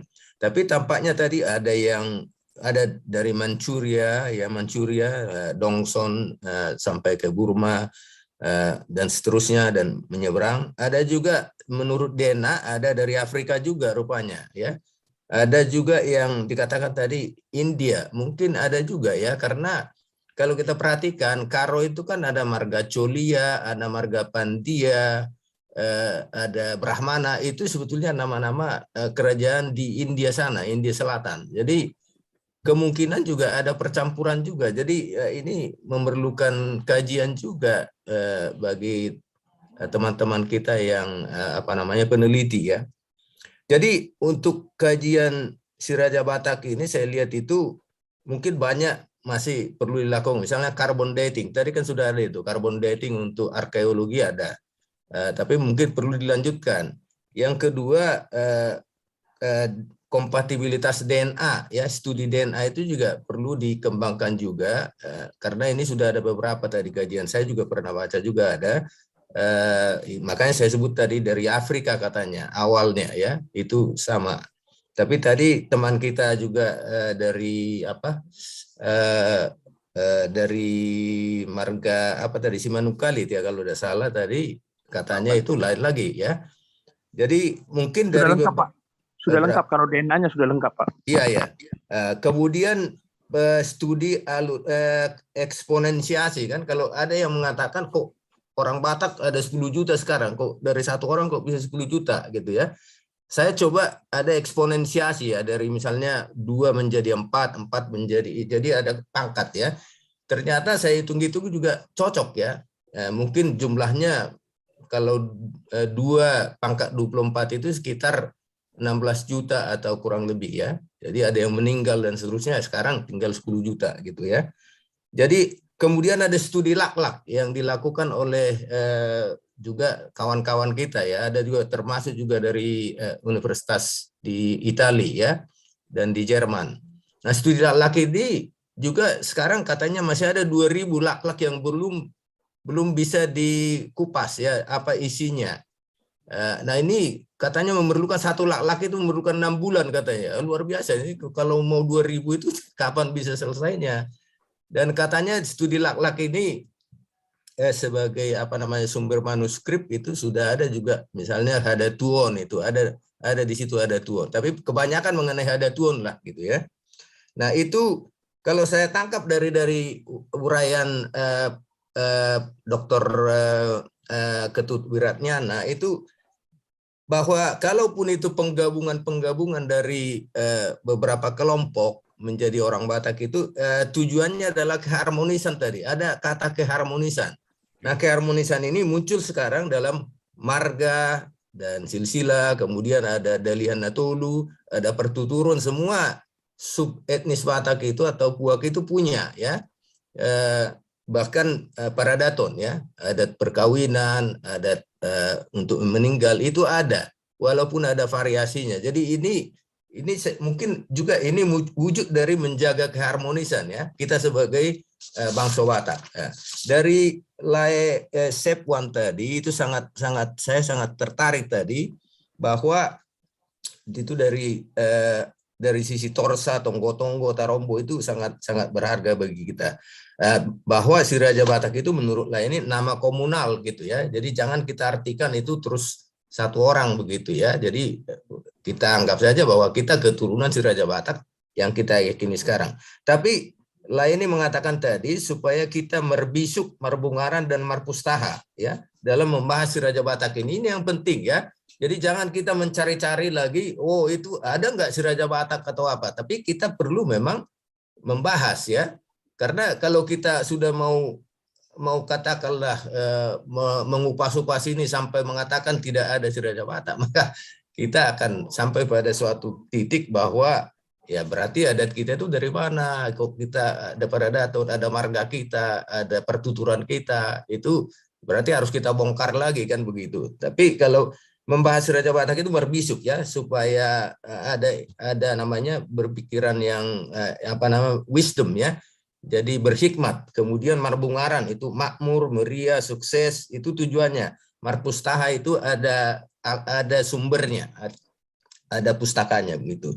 Jadi akhirnya kalau saya melihat itu, kalau kita membicarakan asal-usul si Raja Batak ini sebagai individu maksud saya ya, mungkin kita tidak akan di dalam usia hidup kita ini nggak pernah sampai ke sana, sampai identitas, karena itu nanti kan harus kita cari makamnya di mana, orang itu sisa-sisa itunya untuk di carbon dating itu kan hampir tidak mungkin bisa dicapai sampai ke situ ya. Paling-paling yang dicapai itu adalah lapisan-lapisan yang digali, mungkin dilihat tanaman di situ bekas karbon ya, lalu dilihat ya. Jadi itu artefak dan seterusnya. Tapi kalau individu si Raja Batak itu sendiri, saya melihat itu ya mungkin kalau saya ya usia segini nggak pernah akan saya tahu lagi itu bahwa ini si Raja Batak gitu kalau kita mau point ya. Jadi itulah dulu.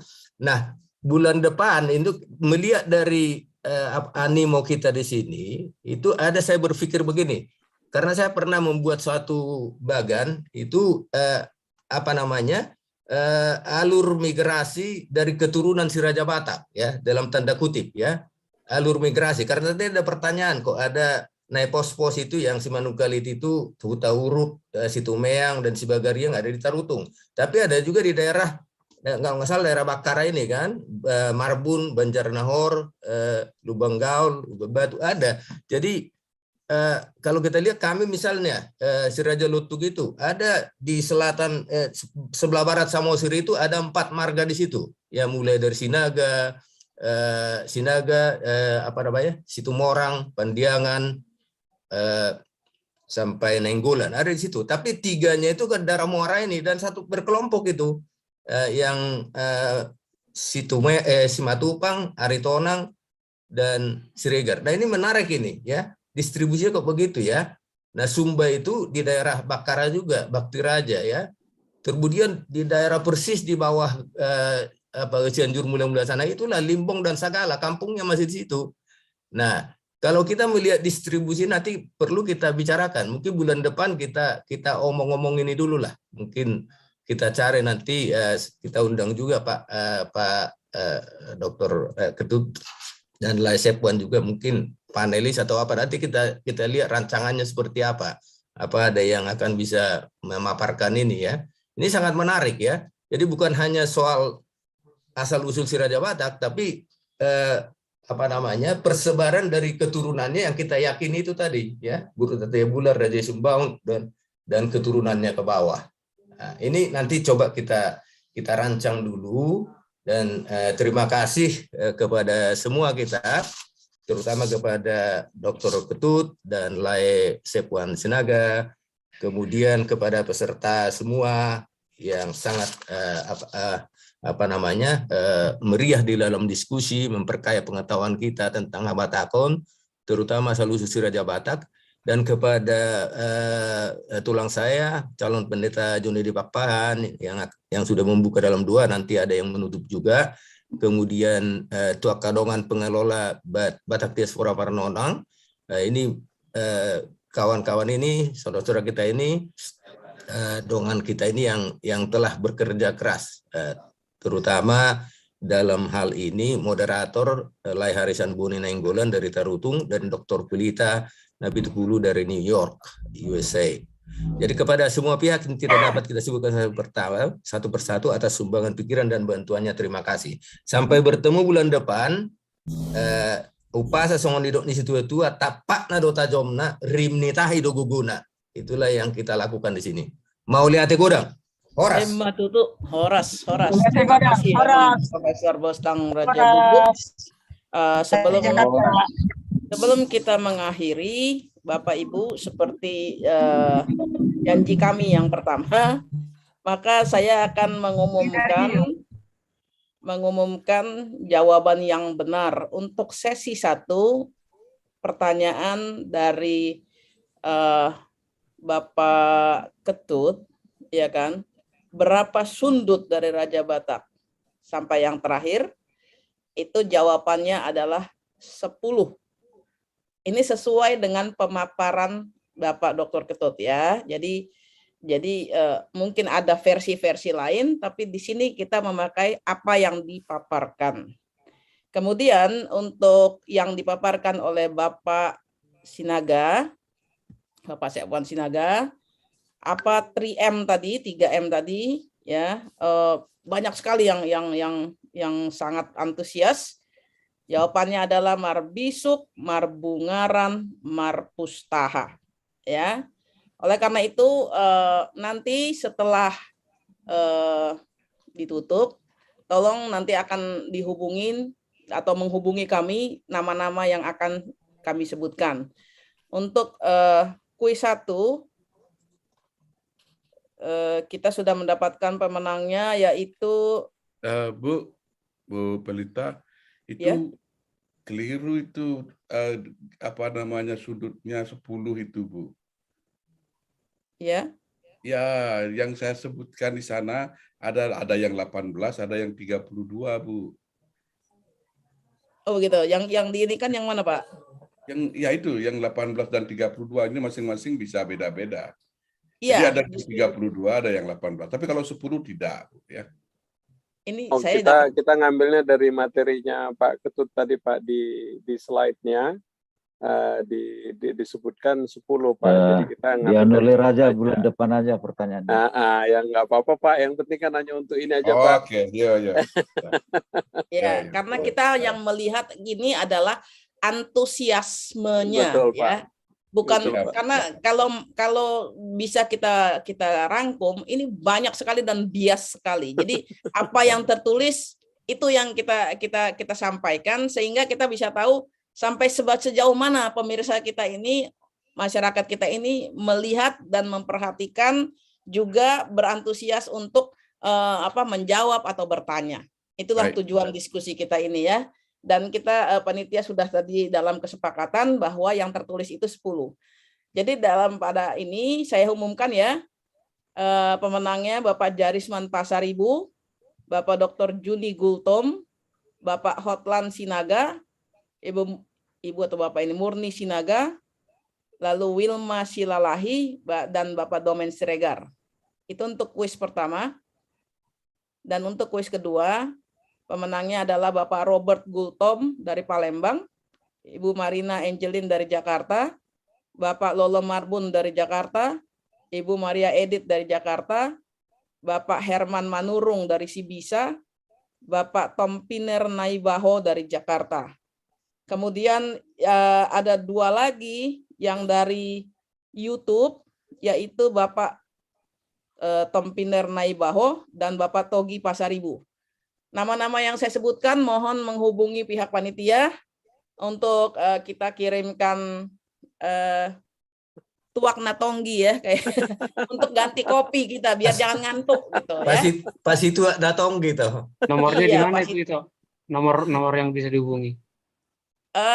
Bisa di chatting ini. Kita masih buka, cuman kita akan tutup dulu sesi kita ini. Kita masih buka sesi untuk marnonang secara bebas. Dan boleh bertanya apa saja di situ, namun kita sesi Marnonang sesi 6 ini dari Batak Diaspora Marnonang ini kita akan tutup secara resmi. Sebelum kita tutup, Bapak Ibu, saya mohon semua videonya dibuka, kita akan berfoto dulu. Untuk itu saya minta bantuan Amang dari siapa nih yang akan berfoto nih? Amang moderator 1? Atau Amang dari Amang Haposan, siapa nih yang bantu? Apang Haris? Boleh aku yang foto. Ya, siap. Aku yang tolong foto Bapak ya. Ibu dibuka semua Jadi ininya. ini ada berapa sesi? 5 kali ya. Jadi aku hitung 1 sampai 3 ya. Ya, jadi ada 5. Jadi sesi 1 ya. 1, siap-siap. 1, 2, 3. Sesi 2, bagian kedua. 1, 2, senyum. 3. Yang 3, 1, 2, 3. Yang keempat, 1, 2, 3. 4 ternyata. 4. Jadi ada 4 ini. 4 sesi. Jadi nanti di Amang Profesor Bostang akan posting di grup-grup diaspora. Mulia Tegodang. Sudah semua? Sudah 4. Sudah, oke, baik. Bapak Ibu yang terhormat, yang kami kasihi, kita akan mengakhiri acara Batak Diaspora Marnonang sesi 6 kali ini. Nanti akan dilanjutkan versi bebasnya. Namun sebelumnya kita akhiri dulu acara kita yang secara resmi. Untuk itu kami undang Bapak Pardosi untuk menutup dalam doa. Silakan Pak. Mari kita berdoa. Kami akan memimpin secara agama Kristen bagi Bapak Ibu yang keyakinan lain supaya menyesuaikan diri. Mari kita berdoa. Sungguh besar kasih-Mu Bapa kepada kami semua yang hadir dalam Zoom ini, yaitu kumpulan daripada Batak Diaspora Forum, yang pada malam ini kami berbicara tentang asal-usul Siraja Batak. Kami tidak meragukan ya Bapak yang diwariskan oleh nenek moyang kami, tetapi bagaimanapun kami sebagai orang-orang yang Tuhan berkati, memberikan pikiran yang rasional, kami perlu telusur lebih jauh. Terima kasih Tuhan untuk penyelenggaraan ini, kepada host, kepada Raja Buku, Bapak Ketut, dan yang lain-lain yang tidak kami sebut satu persatu. Berkati mereka dalam karir mereka, dalam pekerjaan mereka, sehingga bisa memberikan sumbangsi yang lebih banyak lagi kepada kami. Demikian juga kami yang ada di sini, Tuhan berkati, dan rekan-rekan kami yang tidak bisa hadir pada malam ini juga. Bapak, sebentar lagi kami akan berpisah dari Zoom ini, dan kalaupun sebagian akan melanjutkan Parnonangon, Tuhan sertai. Sertailah kami di rumah kami masing-masing, dan bangunkan kami besok pagi agar kami tidak terlambat untuk beribadah di gereja. Ya Bapa, kami orang-orang berdosa, ampunilah dosa kami, dan di atas segalanya, sempurnakan doa kami ini, yang kami panjatkan dalam keyakinan kami, dalam nama Yesus Kristus, Tuhan Yesus Selamat kami. Amin. Amin. Amin. Terima kasih Bapak Perlindungan Pardosi yang sudah memimpin kita dalam acara doa penutup. Semua Bapak Ibu yang terhormat, terima kasih atas kehadirannya dan partisipasinya. Mungkin di acara yang berikutnya kita akan mengundang kembali, dan seperti pembicaraan terdahulu mungkin akan kami pisahkan antara yang, karena terus terang saya melihat ada beberapa yang dari luar negeri ini. Oras ada Ibu Marpau, Ibu Marpaung ini ya, ada Ibu Sinaga, ini semua dari luar negeri ini. Ibu Tapi Saloma memang orang dari Batak, Jerman jadi itu. punya marga ya. Ini dari New York ini, banyak ini masuk dari New York tadi juga saya malah berkenalan di sini, ada dari Bronx itu. Jadi ya, jadi inilah fungsinya kita, ada satu wadah yang bisa menyatukan seluruh dunia. Ini dari seluruh dunia nih, pagi, siang, sore, malam semua di tempatnya Bapak yang dari Australia, ada dari Oman, ya, Pers, ya. Ini tempatnya. Ya, kita Dan juga bersyukur jadi kenal orang luar negeri gitu loh. Iya, betul Mang ya. Jadi sekali lagi yang tadi sudah saya sebutkan namanya, tolong menghubungi kami supaya bisa dikirimkan masih tua natonggi muda. Ya. Ternyata orang negeri itu sama juga dengan kita. Ya, rambutnya juga hitam ya. Iya. Romamu tuh tanami oleh. Baik, begitu ya Amang Inang ya, kita tutup secara resmi Batak Diaspora Marnonang kita kali ini. Sampai berjumpa di sesi-sesi berikutnya yang pastinya akan kami kirimkan undangannya ataupun selebarannya. Mohon dilihat di grup masing-masing sehingga kita tetap bersemangat mengetahui sejarah dan bagaimana perhelatan peradaton. Karena terus terang walaupun kami di luar Sileban jauh sini, kami tetap melaksanakan adat Batak. Ada adat pernikahannya, ada adat yang waktu mondingnya ya, kita tetap melaksanakan. Itulah kerinduan kita sebagai orang Batak. Akhir kata saya mewakili semua penyelenggara mengucapkan terima kasih. Salam Oras. Horas itu, Horas, mau lihat itu. Horas, bye-bye. Sampai ketemu. Terima kasih panitia. Horas itu Nenggolan ada hula-hula. Bye bye. Horas, Dalena. Horas itu horas. Oliate. Horas itu ada Lena, horas. Maaf terlambat. Horas itu. Kita Masa terlambat tulang perdosi. Jadi marada tiba kaning. Oh, terpaima no kami terpaima. Daraja Parhata dolai. Taong. Mendamping-dampingi aja lumayan dapat amplopnya sawotik. Persindabul kan lah. Ya tinggal panukunan kan. Yang beng aku lihat tuh kan oposo deh. Oh, pinggir pangalusin sama warri. Nah, paling ditukar-tukar sesaworik. Amplopnya itu tok tahu majalo anggo isina. Masih foto. Jalo amplop. Oh, iya. Karena posoi mah itu. Karena posoi mah. Oh, lo alai kok ditatar oleh karena posoi ya saya do kerja Parhata 7 bulan hari. Ba. Ngabu ni lepas. Oh, ngabu itu. Dilebung lagi, Ba. Ngabu baru ngapi tahun saya ulaun. Badi ga kena posoi. Lancar merupasa. Lancar be. Tadi gue topik dia maktar aja saluhuna nani hormatan.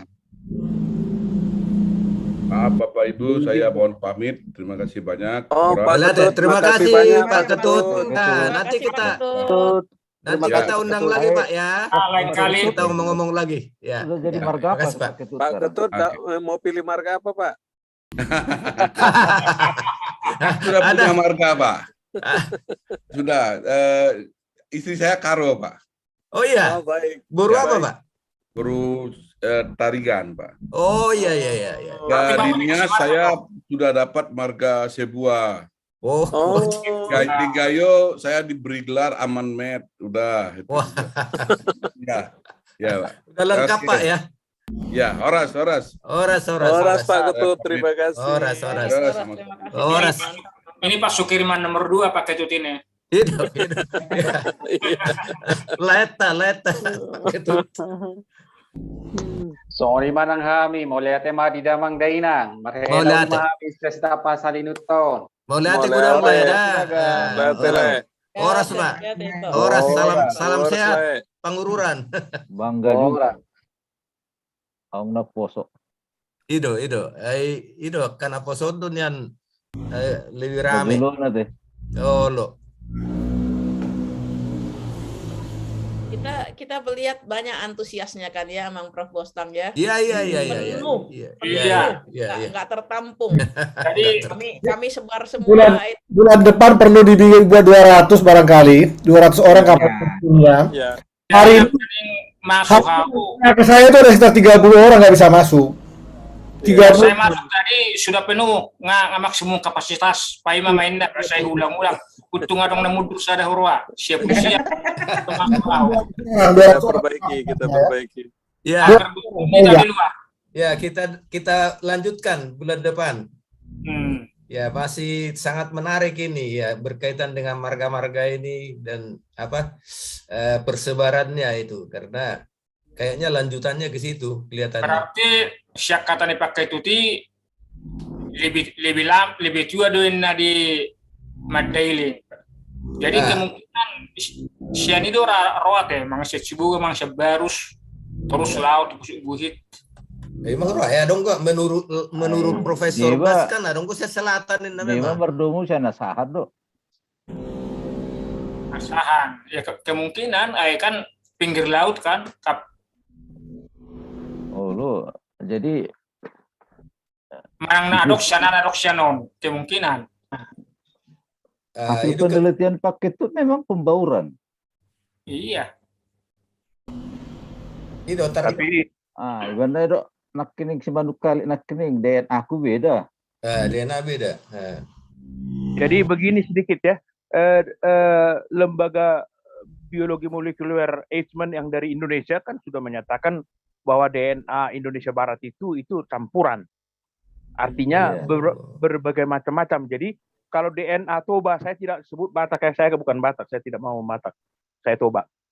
DNA Toba itu kan KM 526. KM 526 itu dari Sundalen, ya kan? Kemudian OM95 yang kedua itu dari Hua Bin Hian, yang saya sebut tadi yang ada di Naga Seribu 6.500 tahun yang lalu. Baru OP201 itu DNA yang dari Dongson 57% itu paling dominan. Jadi itu yang punya rumah rumah Dongson itu yang melengkung yang punya kuburan pakai gorga itu segala macam itu dari Dongson. Nah, Jadi yang sarupama ketiga itu Toraja Rate. OM110 itu dari Taiwan, baru OP203 itu dari Taiwan. Jadi 5 dari Taiwan yang datang masa prasejarah. Baru dari India sedikit RM124 itu sekitar 600 tahun yang lalu itu cuma 2,7% sedikit gitu. Jadi itulah DNA Toba, tapi DNA Karo beda loh. Semua Simalungun, Papa, Karo, Mandailing itu beda, DNA-nya beda-beda. Jadi tidak mungkin satu nenek moyang. Ai DNA ni naung mording 500 tahun atau 600 tahun masih bisakah itu diteliti lagi, dikenali? Bisa. Bisa ya? Ya, kayak kita ini kan. DNA kita ini kan yang paling dominan itu kan DNA dari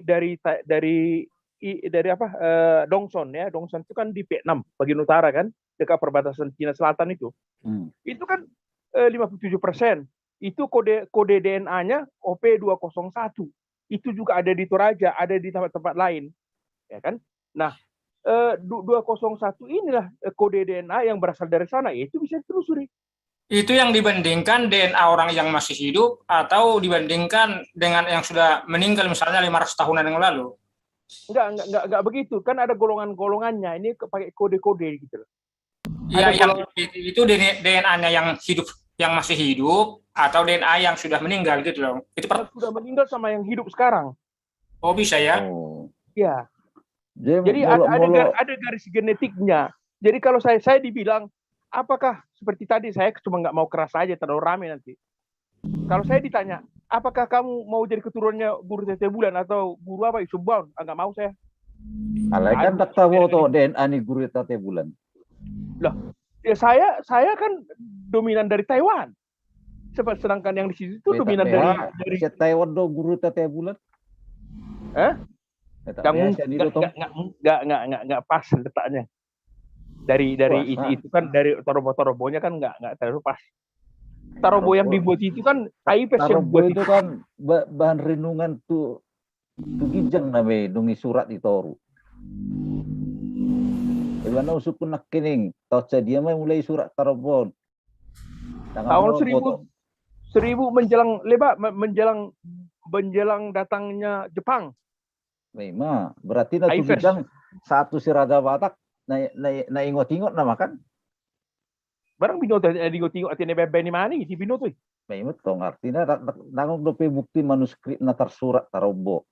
Iya. Yang berumur 1000 tahun. Iya. Begitu. Baca lu surat mah mulai nadiga mah dong akasi boto surat adong kita padang ulito iretong. Bahala bulan ada mulai bulan dah sebetulnya. Bukunya Tobing Luman Tobing itu yang awal itu terbitan dari Singapura itu tahun 1898 atau 1899 kalau salah. Iya. Itu yang pertama menulis. Mulai ada. Dung robek ke sibot tarma tau kan? Olo. Boto manurat. Iya. Dungarung sekolah setting. Cerita.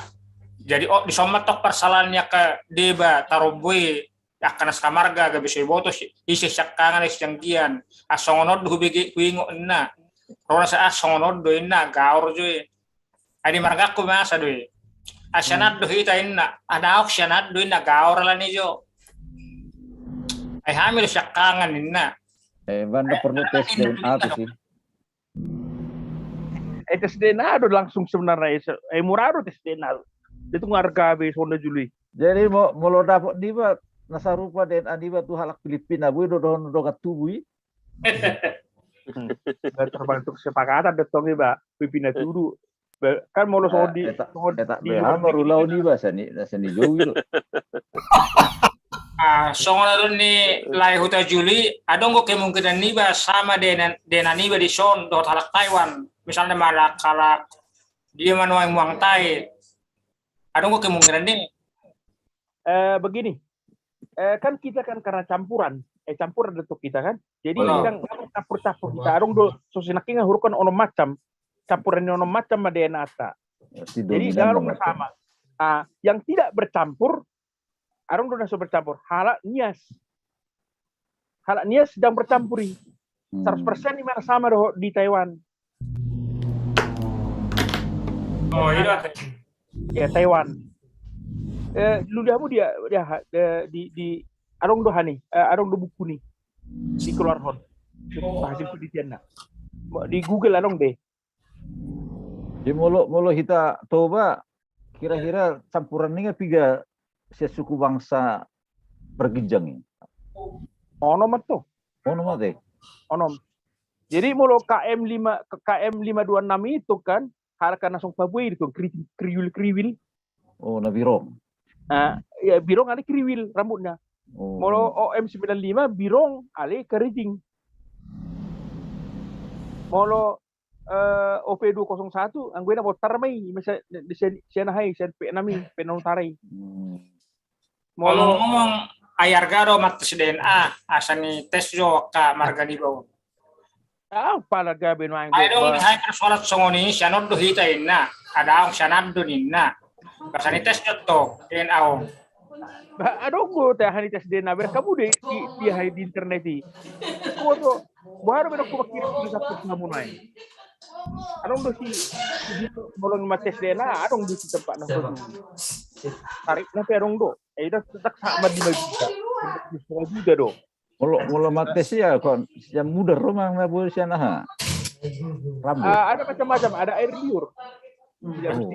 Molido nak kaning akan nang 500 tahun modding basudong bimudar. Babali huli-hulion na mara. Huli-huli manang obu ketong. Huli-huli manang obu. Tongon di gayo itong 7.400 tahun matong kan darah kan. Mayat nong mengiring tong. Jadi molo amak perdosi mangokal huli. I tes do DNA na. Sarupa ra kapaparanay. Ido ate. Itu to.